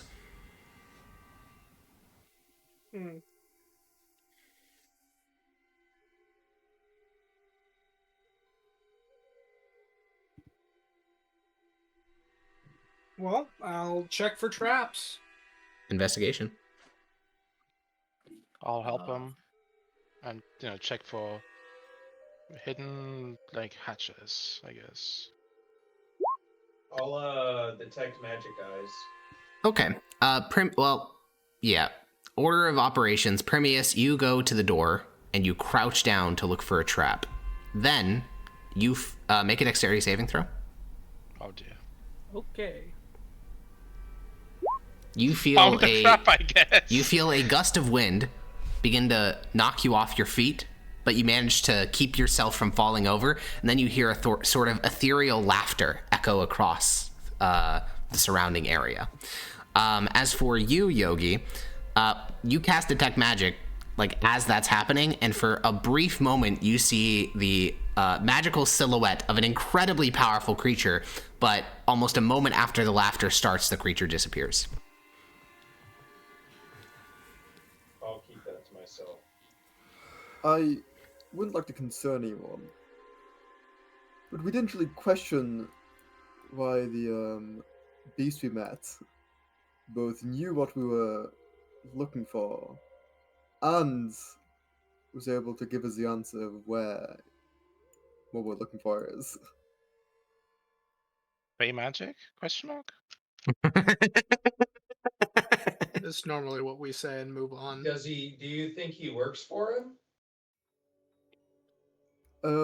Well, he was let go by the Green Watcher, so I'm concerned that he might now be working for And now he's got a wand. Yes. Yeah. Alex, I'm gonna do divine sense. Yeah, there's a Fae within 60 feet of you. That's crazy. That's crazy. I wonder where. Is this building consecrated or desecrated in any way? And Nope. Can I not sense the ethereal that attacked me? No, because it's not there anymore. Mm. And also, they didn't really attack you. They just lightly did a gust of wind to knock you off your feet and then giggled and then teleported away. Yeah, I'll say that in court. Your Honor. Like telling them my lawyer. I was just childishly giggling, Your Honor. But to answer your original thing, which led to all of this, no, there's no traps. Okay. But you said incredibly powerful ethereal. I said, so to be Nobody clear, said that. what Yogi happened to say he wanted to detect magic as this thing happened. What he saw was the outline of a humanoid with incredibly powerful magic, probably illusion or something similar, which then teleported away shortly after laughing. And he kept it to himself. And he kept it to himself. Hmm. So from your perspective, working a with gust them. of wind tried to Fuck knock you off your feet and then laughed at you. And then now you're like looking around because you don't know where that came from. Trophies. Tomfoolery. Yep. Hmm.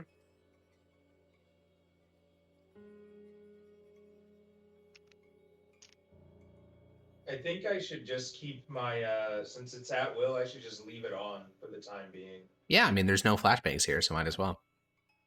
Yeah. So we headed in? Might as well. You step inside, and immediately you figure out what that glinting of metal was. Underneath a very thin layer, like 2-3 inches in some areas barely any, dirt and dust, you can find that there are weapons spread all throughout the length of this barracks. You dust one of them off and find a spear. There's an axe, swords. Most of them are spears and axes, but weapons of all melee types. They all have like a silvery luster, and they've just been left here on the floor. Silvery luster. Does that mean they're magical in some way? Probably. They're not mithril. That much can be said. They haven't rusted in any way, and they're very clean, which would indicate that they are likely magical. Yeah. Wait, I'll so hold one up to... but I have my vision on, Correct.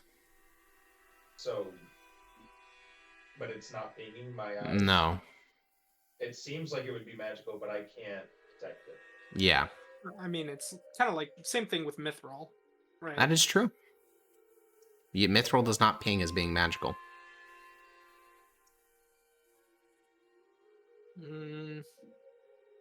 All told, there's about 40 weapons of various types just sitting on the floor of this ruined building.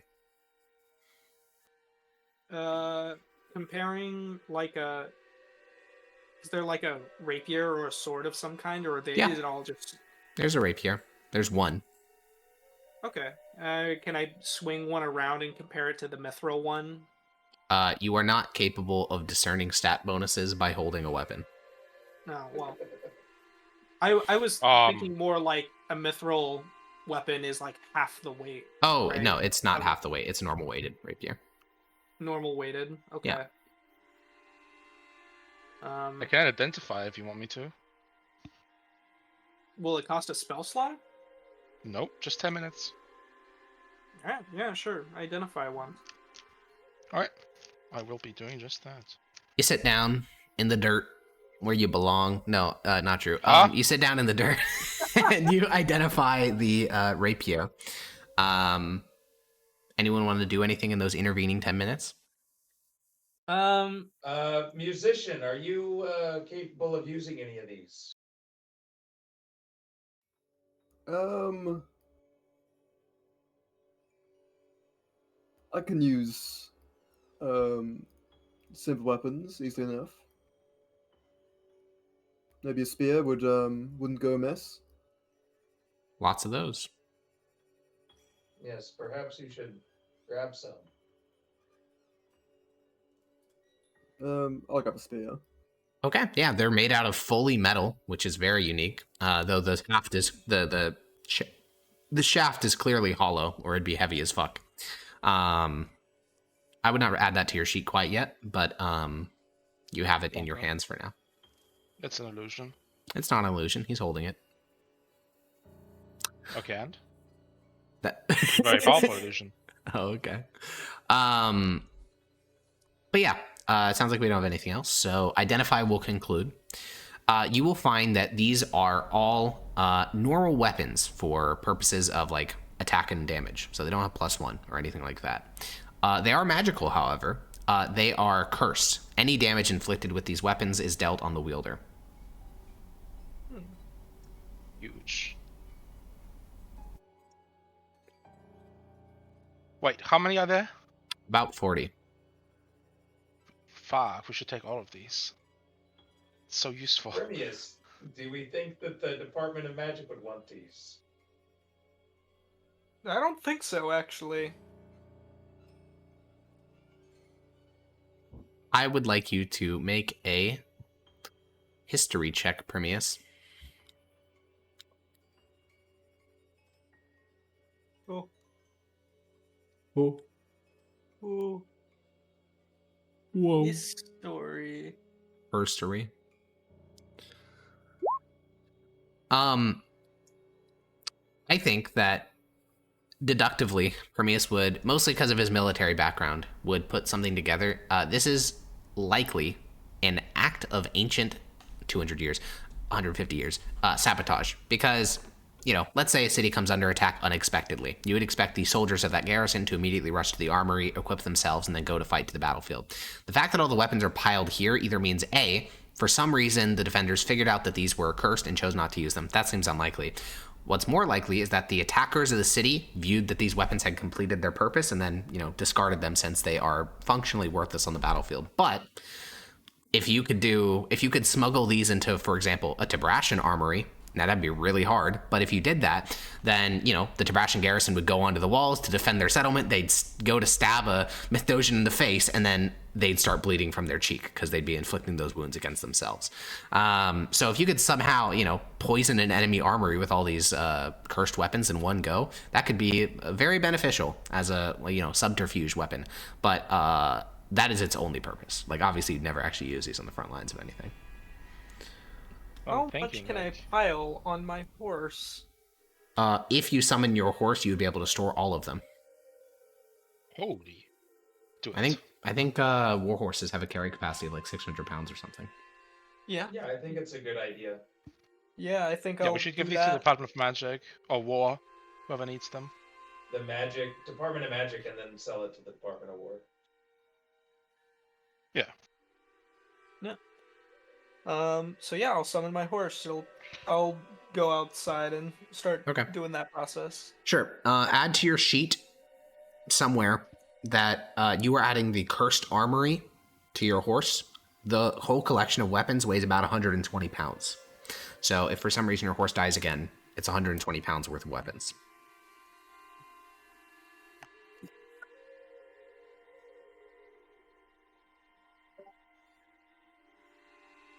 So, where to, guys? Where next? Have we done? Well, I want to lead my horse out to about 500 feet. You don't need to outside lead the him. city. He is a philosophical zombie. He can move wherever you want him to. Okay. Within a mile, I think. Within a mile, yeah. Yeah, you can telepathically command him. Yeah. Then I will do that telepathically. Cool. You do that. All right. Let me draw a One horse outside the city. I don't think that's a good idea at all. If some displacer beast sees a random horse run around, it might just be And draw like a rook from chess. You don't think it's a good idea to leave him by himself outside the city? The horse? No. Awful idea, actually. I feel like it's even worse to take him further in. Then keep him here in the armory, maybe. For now. With those weird things? I mean, we just got, didn't something just cast Gust of Wind? It's not safe in the armory either. Yeah, what about the consecrated statue? What if you put the necklace on the horse? I don't think that's gonna do anything. That's true. Except for give him the drip. I think next to the statue might be the safest, actually. You'll use a consecrated statue to a pagan faith to protect your horse. Yeah. Well, actually, Primus might not.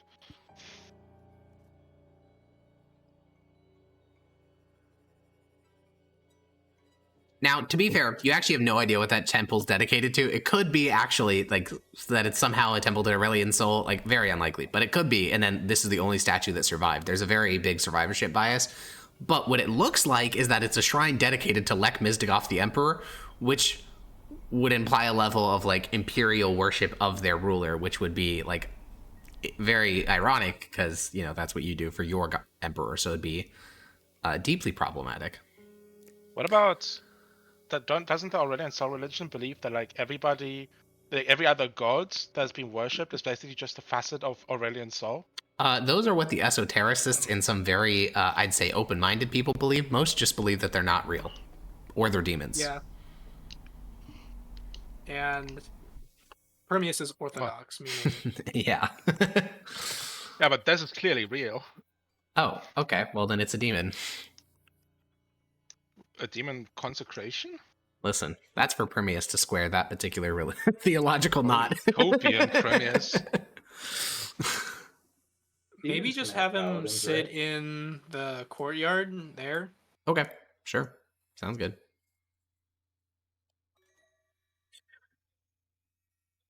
The happy little horse. Thank you. Knight. Do we want to fly over the little Feywood there so we can Okay, to be just- clear, this is not a Feywood. This is just dense forest. This is the only area that could even maybe potentially be a Feywood. Wasn't there a displacer beast sitting right in the woods here? Yeah. Does make it Feywood. There was also a a Fey just sitting in that building. Yeah, there's also Faye sitting in Granny's hair. That doesn't mean we're on the Feywood. Well, Oh, her shit, hair may Granny's be the hair is the Feywood. Yeah, I was about Feywood. to say. Like a whole forest in there.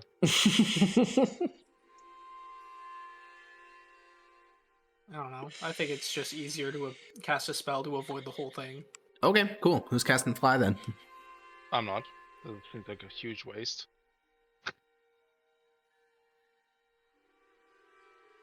I think we just walk through like a small path over here or something. Like, come on. Like 500 feet. The dense forest is actually just like what? Like 100 feet. You can see. Probably 100 feet. Well, it's very dense. You can. maybe, so It's let me- yeah. It's dense, so you can't. But like, yeah. Like, Can't we just walk over the city walls right over here to like... Well, how are you gonna We get would up onto the actually be city able to walls? Yeah. Premier, Oh, when wasn't did there you like become a such staircase a... to go No, up? there was a Aren't you collapsed like a pattern of staircase. conquest or something? He's Not That shedding your doesn't mean- armor? That doesn't mean he has to walk into what he thinks is dangerous. Nowhere in the Just Oath of conquer Conquest does it this- say walk into danger. conquer this. That'd be insane if castle Oath of and- Conquest was just like Conquest, yeah. into wherever possible. Yeah, that is nowhere in the Giga Oath of Chad. Conquest. Just 1v1 a troll. Admittedly, I mean, I think that Blake's concerns are reasonable, but I don't know if we have an alternate approach other than using fly, and the people who can, cast that don't seem interested, so it sounds like we're walking. Yeah, I think we're gonna be fine. Blake, just equip and arm yourself with an I told you so that you can deploy it at the opportune moment. Yeah, I was waiting. Yeah, that's what I'm doing right now. Can't Rose only guy, Granny and he's you holding fly. action for I told you so. Okay, well, we're walking. You guys approach this section of woods. This seems to be relatively young growth, meaning that the underbrush is not very dense. So heading forward, the thick section, the main difference between thick and sparse is that here you have like 80-year-old trees versus, like 10-year-old trees in the other areas. So it's a little bit denser. Also, hedges, thorns, bushes, and such grow here. So you'll have to get pretty narrow filed to get through this section of wood. Permius will lead the way, and he'll start to chop, and push and, get your way through the wood. And Tiberius, you do notice that in the boughs of a tree some 100 feet away, lounging on the upper branches, a displacer beast is watching you all. Yeah, I'll tell everyone where the displaced beast is. Yeah, I mean, they can look over and see him. He's vibing. And you manage to push your way through the dense section of forest and emerge out the other side unscathed. All right. I told you so. Damn. I got the counter on. Damn, he did counter I told you so. Fuck. Oh, yeah. Damn, I didn't think about that one. Fuck. All right. Got his ass. Let's go to the rectangle. Wait, before we do, you said this We're wall going is here. like way taller, right? Yeah, this wall, like to the lower city, is the only part that was short. Everything else is like this similar height. Can I walk up this wall Yeah. You've and spider then climbed? see what I see? Yeah. Yeah. Well, okay. Where specifically are you going? Like exactly. Draw like a dot. Oh, dude, I was just thinking about that, Yogi. Okay. You walk up the wall and you walk over to that tower, and I'm gonna describe the scene, like what you see visually, but you need to make a wisdom saving throw. Sorry, charisma saving throw. So you walk up the wall, and you get to about the level of the parapets, and then you walk along its surface. Then you walk up another wall to get to the top of the tower. So you're about 35 feet above ground level, looking down towards the interior of the citadel area. Here you see that what looked from a distance to just be a cluster of trees was once clearly ritualistic, in the sense that you can see like ancient rotted wooden structures that have been colonized by this forest. So it was probably like a holy site or like a grove that was maintained by the city but has since expanded after the city, fell apart. This here is a large fortified house, similar to the home of the prince in Lubel. So this was likely where the prince of this city stayed. Maybe emperor, grand prince, whatever title these barbarians had for it. The reason you're making a charisma saving throw is because a tumult, there we go, we got there. A tumult of words are flowing up from the ruins of the prince's hall. It's like something's babbling. It's jabbering. It's speaking in nonsense, and it like actually magically stun locks you. So I need you to roll 1d4. For how many hours you've... Fuck, he's baiting me into a Twitter argument. I can't. So a sound carries through the air. You think it is the mimsy of Bowgroves, the moms of Outgraves, the whiffing and burbling of Gimble and Wade, and then you realize what you just thought was nonsense. The words that passed through your mind were nonsense. The sounds you're hearing are nonsense. It is completely impossible to understand, and it's making your own thought process begin to suffer. And one of your senses is going to be impaired by this, magically. You lose your vision. You are blinded. Huh? You have the blinded condition. Well, that's what is he up there talking to? Nothing. As far as you guys can see, he's just standing on that tower, looking down towards the prince's hall. But you can, obviously, because you're closer, you can hear the sound of jabbering coming from the ruins of the prince's hall. I'm gonna slowly try to walk back the way I came. Yeah, so you're doing it blindly. So you're literally like feeling... I think that even your compatriots can recognize that you're blind. Like you're doing the arm thing where you're like reaching out in front of you, like feeling the wall. Trying to spider climb down like 35 feet worth of walls while blind sounds fucking horrifying. But that's basically your option. So make me an acrobatics check. Wait, no, it doesn't seem horrifying at all. I know where gravity is pointing. I just walk that way. Yeah, but if your feet slip, then you fall. No? Yes. They'd have to slip both at the same time. Correct. I guess it could be. These are uneven, ruined towers. It's not like these are like smooth walls where you can just rely on your feet to stick to them. I know, it's not like they're smooth walls where you can rely on your feet. If you put your foot in the wrong spot and there's nothing to hold on to, you'll still fall. So, okay, you make it back to the party unscathed. But as he like climbs down the walls and approaches you guys, he like veers off because he is clearly blind. Like his eyes are fine, but behavior-wise, he can't see. I'll call out, guys. Follow. I'll turn, walking towards them, probably stumbling into fucking somebody. Yeah, you, because since Grania didn't speak up, you stumble into her. Oh, sorry, somebody. Behind that wall, and I'll point, but I have no idea where I'm pointing, so I'm just pointing some random direction. Feels weird, man, Yogi.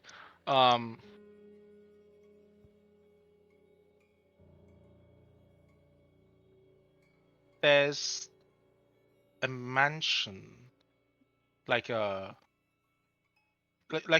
Prince of Bluebell's mansion type thing, a bit. And there's some really weird noise coming from there. After I'm gonna spend 5 lay on hands points to clear the effect. Put the text of lay on hands in the chat. Oh, you can do that. That's huge. after she got bumped into his reaction, Granny's gonna wave her hand in front of his face and see if he reacts. 5 points. Oh wait, no, it's poison or disease. Fuck, it's like lesser restoration that can do this. Correct, that won't work. Oh, lesser restoration? I believe lesser restoration specifically has blinded in there, yeah. That's Yeah. Are you casting lesser restoration? Yeah. Okay, Should your we blindness wait, is like- cured. Thank you, Premise. Okay, Granny is waving her hand right in front of your face. yeah, Grenier? She'll sign you okay. Think so, but whatever is behind it now, I'll point to the right direction because I actually see now. Behind that wall, there was some insane babbling gibberish coming from there, and it messed with me. And I was pretty far away, so whatever it is, we should try to stay away from it. And if we have to get any closer to it, we should plug our ears with something. Silence will be very necessarily in the fight to come. Well, Tiberius, you know what this is. A creature which jabbers and blathers on, speaking in such rambling, incoherent nonsense in all languages known under the moon. That is one creature. They're named Jabberwocks. Their origins are, even amongst the Fae, shrouded within myth and legend. The most common telling that you've heard is that an Archfey grew far too powerful, and the other Archfey bounded together and cursed it so that it could no longer make pacts and deals. And if a Fae is unable to, communicate and make pacts and deals, it is nothing more than a beast. And so this Archfey sort of went into exile and produced more of itself, and this is where the Jabberwocks come from. In terms of level of danger, this is the, Fae equivalent of a dragon. I'll tell all of that to the Inquisitors. Grania, you already knew this part because the mother of the Ard Reach kept a Jabberwock as a pet of sorts. Oh. Okay.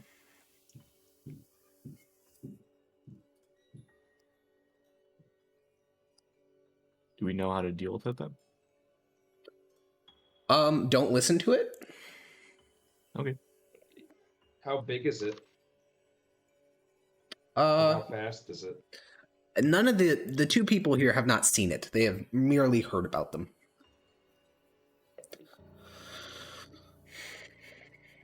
God. These things look so cool.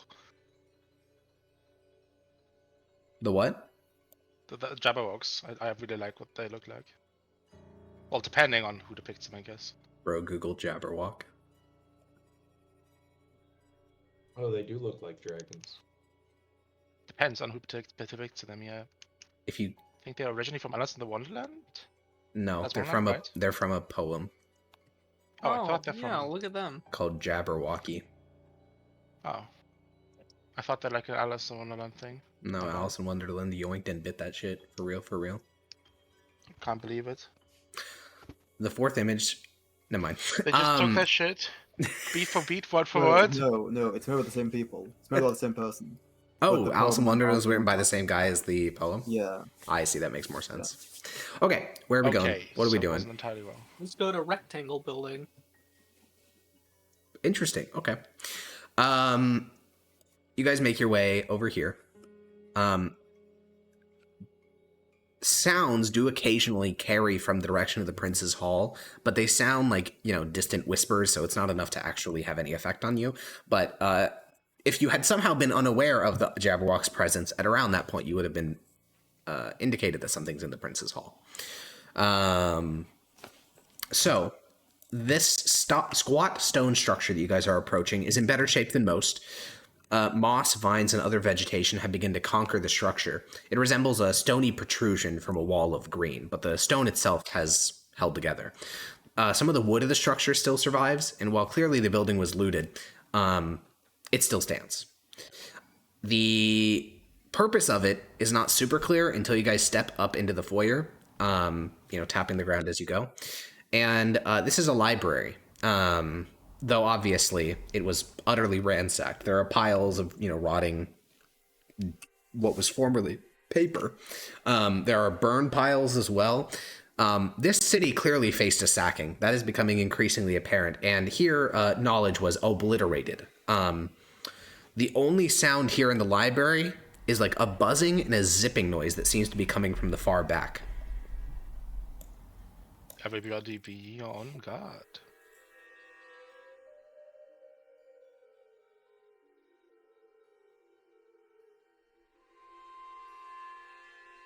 Do we think we can fight a dragon at this point? I think so. So if we strategized, we think we could probably kill the Jabberwock. If we strategized well, if it's yes. with... It's dangerous for sure. Yeah. Good chance of somebody dying. Especially with us one member down, Tiberius. Well, hopefully it's not Primus. No offense, but not in combat, not much of a replacement. Against humans, you probably are really against good. one single creature. I'm probably not the worst, but I realize I don't know. Yeah, I was just thinking a Jabberwock here. Like, I assume it's gonna be like immune to like charms and shit, because it's Fae, right? Faes deal with charms and stuff all the time. Yeah, my mystic, my suggestion thing's worthless against this. Yes. Right. Good old-fashioned bonking would do the trick. You have not investigated it yet, so no. Oh no, I was looking at.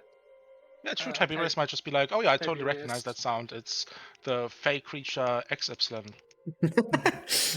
No, Tiberius does not recognize this, nor does Grania. Alright. Do we care enough to look around for it?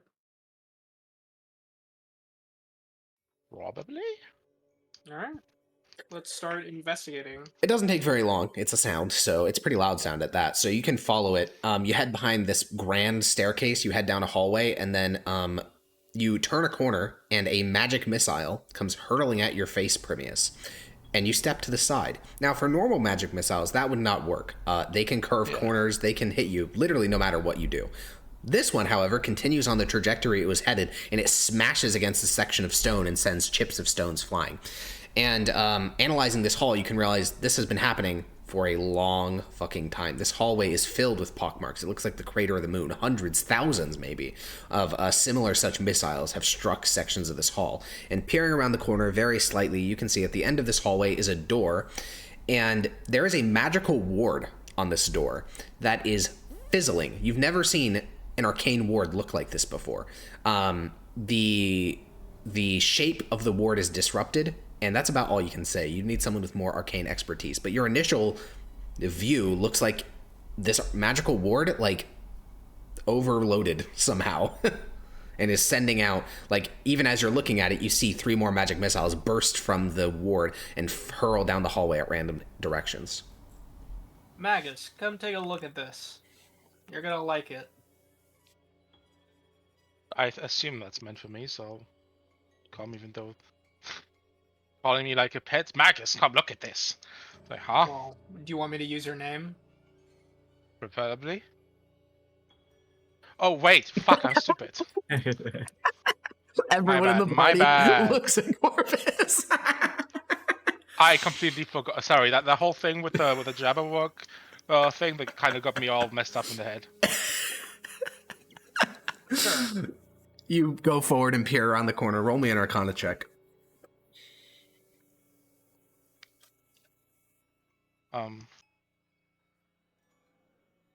Sure. Okay. 19. Corvus. I'm going to make an analogy to electricity. Normal glyphs of warding are like batteries in the sense that they have a fixed charge, and once that charge is expended, their magic ends, and they largely disappear as if they never even existed. What this is behaving like is like a light bulb that is flickering, in the sense that it is receiving a constant flow of power, but there is some internal failure within the ward. that is fucking weird, because that is not what glyphs of warding function like. So I think that your initial assumption is one of two things. Either A, there is somehow a constant influx of magical power into this ward through some unknown means, which would be literally like insane. Like, it would actually be an insane form of technology, like borderline golden. Like, the Golden Age Dawi did something similar with artificery, but that was like 3,000 years ago. So this would be like insanely potent magic. Or what you think is far more likely is, because of your proximity to Athalorn and all this weird face shit, magic's just acting weird, and this glyph of warding went like schizo and started shooting out random magic missiles. Just in the tiny off chance the first thing is true, I'm gonna carefully, while like ducking under where the magic missiles are shooting, try to study this. Yeah, since magic missiles shoot randomly and have a fixed trajectory, and they're slow, like you can literally see them traveling. They're not like bullets, like they move at like a fixed pace. So they're shockingly easy to dodge. Like, if this were like a video game, this would be like the platformer level where you're like dodging incoming projectiles. It's pretty easy. So you can start to sketch basically a direct copy 1-for-1 of the glyph into a little notebook while peering around the corner. And what you end up getting is, do you have the spell Glyph of Warding? I don't. Okay. I don't think any of us do. Then what you get is what you are pretty sure this is a default Glyph of Warding without any modifications, meaning that likely what it did was, when someone touched it, it shot them with a 3rd level magic missile spell. That was probably all it did. You don't see any fancy shit. You don't see any reason why this would be getting fed magic. Can we compare it to the Glyph of Warding scroll? That's a great idea. Yeah, that's a really good idea. Yeah, you can compare them, and you can 100% confirm that this is a standard Glyph of Warding. There is nothing special about it.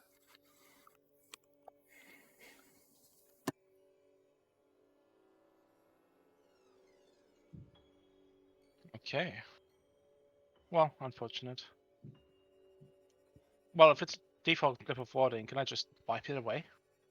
You could go down the hall and try it, yeah. Yeah. I'm gonna go down the hallway. Okay, make me a dexterity saving throw. Oh god, I'm an idiot. Step into the next trap, trying to defuse the first one. 22, jeez. As you head down the hall, yes? you step on a second Glyph of Warding that was on the floor that was functioning normally. This is not a specialized one. It's just a normal Glyph of Warding, which is an explosion. So you leap, as you step on the glyph, you immediately leap backwards and almost fully pull yourself around the corner with only, your feet and the bottoms of your robes being singed. So you're going to take half damage on this. So an explosion detonates in the hall, and you take 13 damage as your feet and lower body are singed by the flames. And the exploding of this glyph seems to destabilize the hall, and you hear a zapping noise, and then the hall goes quiet. You no longer hear like the constant sound of like zipping. I look down at the rims of my robes singed off. Fuck.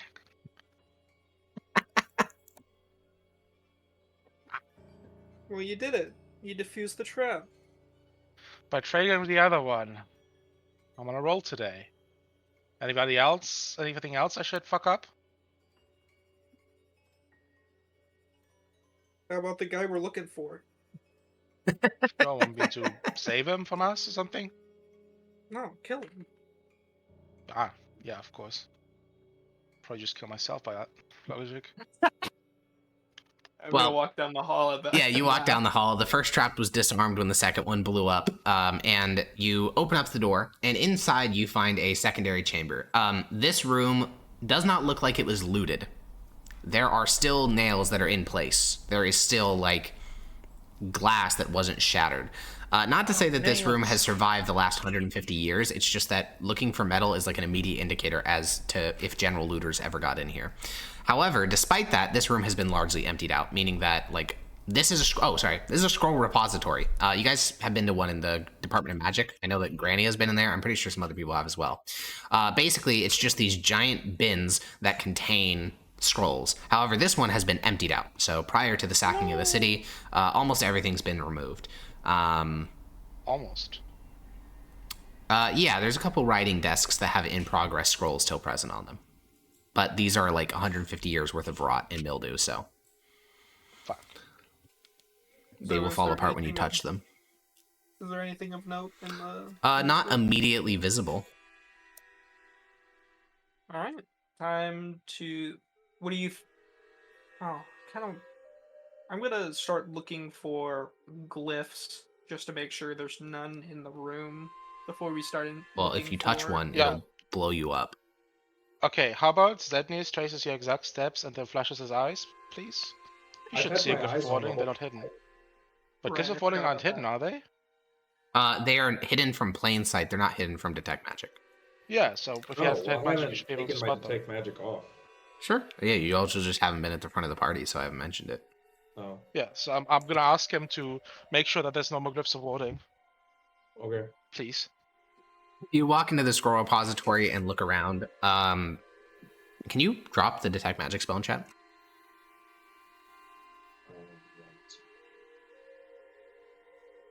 Oh, is this about it requiring line of sight? Something like that. Put a stone, inch of metal. 3 feet of wood. Okay.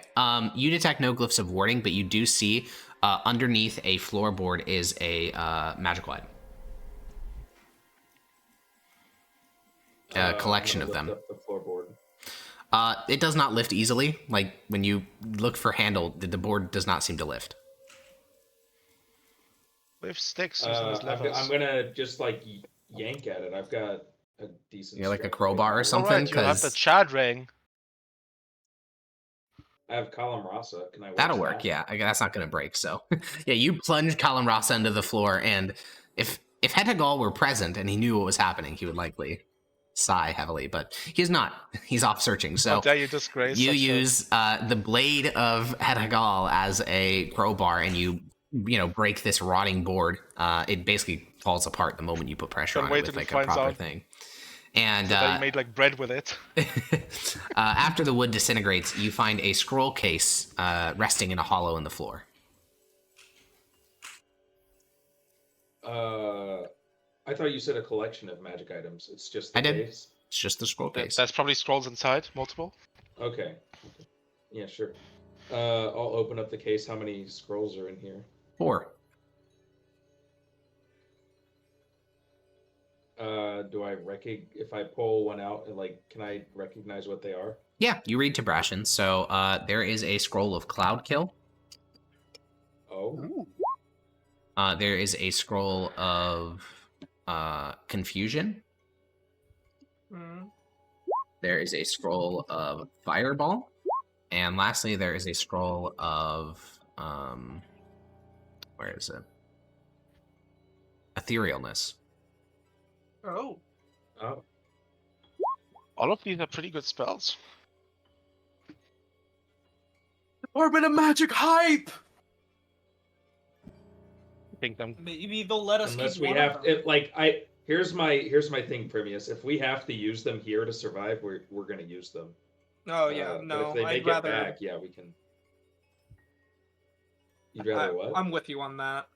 Oh, okay. I think you were gonna say I'd rather die than. Well, if you die, then you never get anything to the Department of Magic, so... Yeah, that's. what I Listen, was he's thinking, lawful neutral. He's not very- lawful stupid. Where's the difference? Oh my god.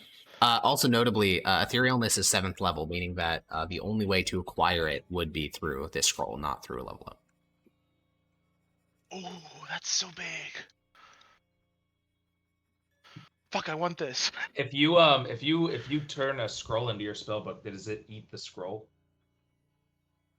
I don't believe so. I think it just says copying scrolls to spellbook. I'd have to double check the wizard feature though, the wizard Wait, class. sorry, what? What's the question? He's asking, I'm if you asking copy a spell if to you your put book, that does it spell consume it? into your book, does it kill the scroll? Yes. If he doesn't have access to level believe 7 so. spells, can he still copy it into his book and just not Yeah. cast it? Correct. Bondi had has 7 9th level spells in that book of his. Yeah, books are infinite, but scrolls are one time, even from copying. Okay, There we great. go. How Thank long you. does it That's take? what I was looking for. How long does it take to copy it? A couple hours. I think an Uh, hour based on spell level, right? Yeah, it's hours based on spell level, and if you're off that spell scroll, then it's Yeah, but For each etherealness level of the is spell, not the process evocation. takes 2 hours and costs 50 GP. Yeah, so it take of 14 arcane ink. hours and cost. Whether the check succeeds A or lot. fails, the spell scroll is destroyed. Oh man. Yep. Oh Yeah. wow. Yepers. So you need to make a spell save of Nah, 7. I don't do that. I just let You just them do make it. it work. Yeah. Oh, okay. I mean, they're already spending like hundreds of thousands of gold worth of arcane ink to do it, so it just seems kind of cringe to make it gated behind a check. I don't think we have the resources to do that now. You do, but... because every vial of arcane ink is worth 1 spell level. So all those little arcane ink files that you guys have been collecting, I think you have like 20 or something now, that is literally hundreds of thousands of gold worth of shit. Not hundreds of thousands, but hundreds for sure. I meant hundreds of thousands of pence, not hundreds of thousands of gold. Yeah. Yes. Yeah. Let's say. Okay. Arcane ink hack. Yeah, because each one's worth 50 gold, each vial. So. Yeah. Where to?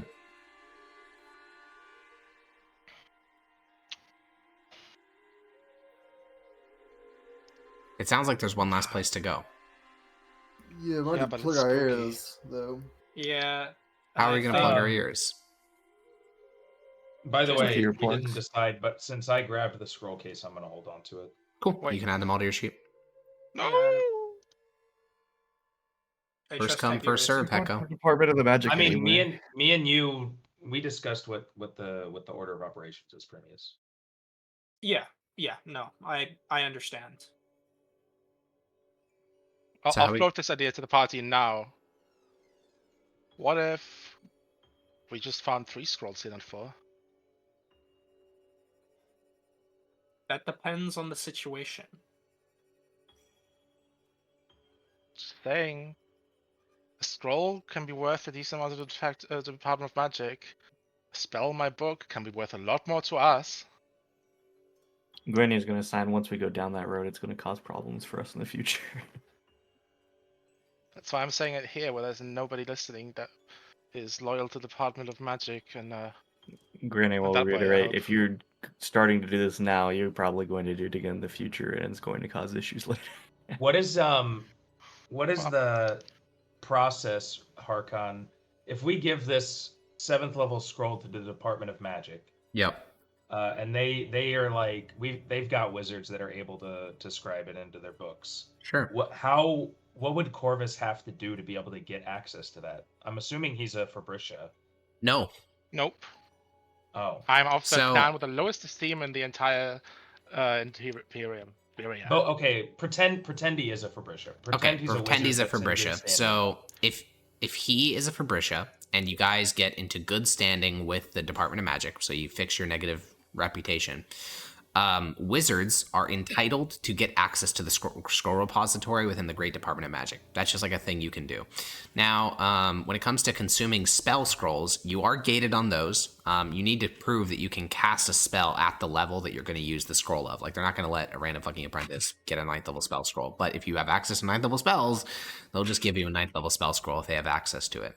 That is how's if that you're a member work of if Clan you- Fabricia. How's that work if you need to cast a spell of the level? Does Yep. upcasting count? Because otherwise you could never prove it, right? Correct, you can upcast. Okay. There are other wizards, so they can, confirm. Yeah. So it's not. So he wouldn't be gated as long as he can prove he can do it, and he's loyal If he's to a the- member If I of Clan was part of- Fabricia. Yeah. Right. Yeah. Which He's not. is both me and Zenius are? Yes, correct. That's why you were able to get access to the Great Scroll Repository when you guys when you Wait, visited but the what capital. about copying it from another wizard spell book, which doesn't consume the spell? That would depend on a wizard by wizard basis.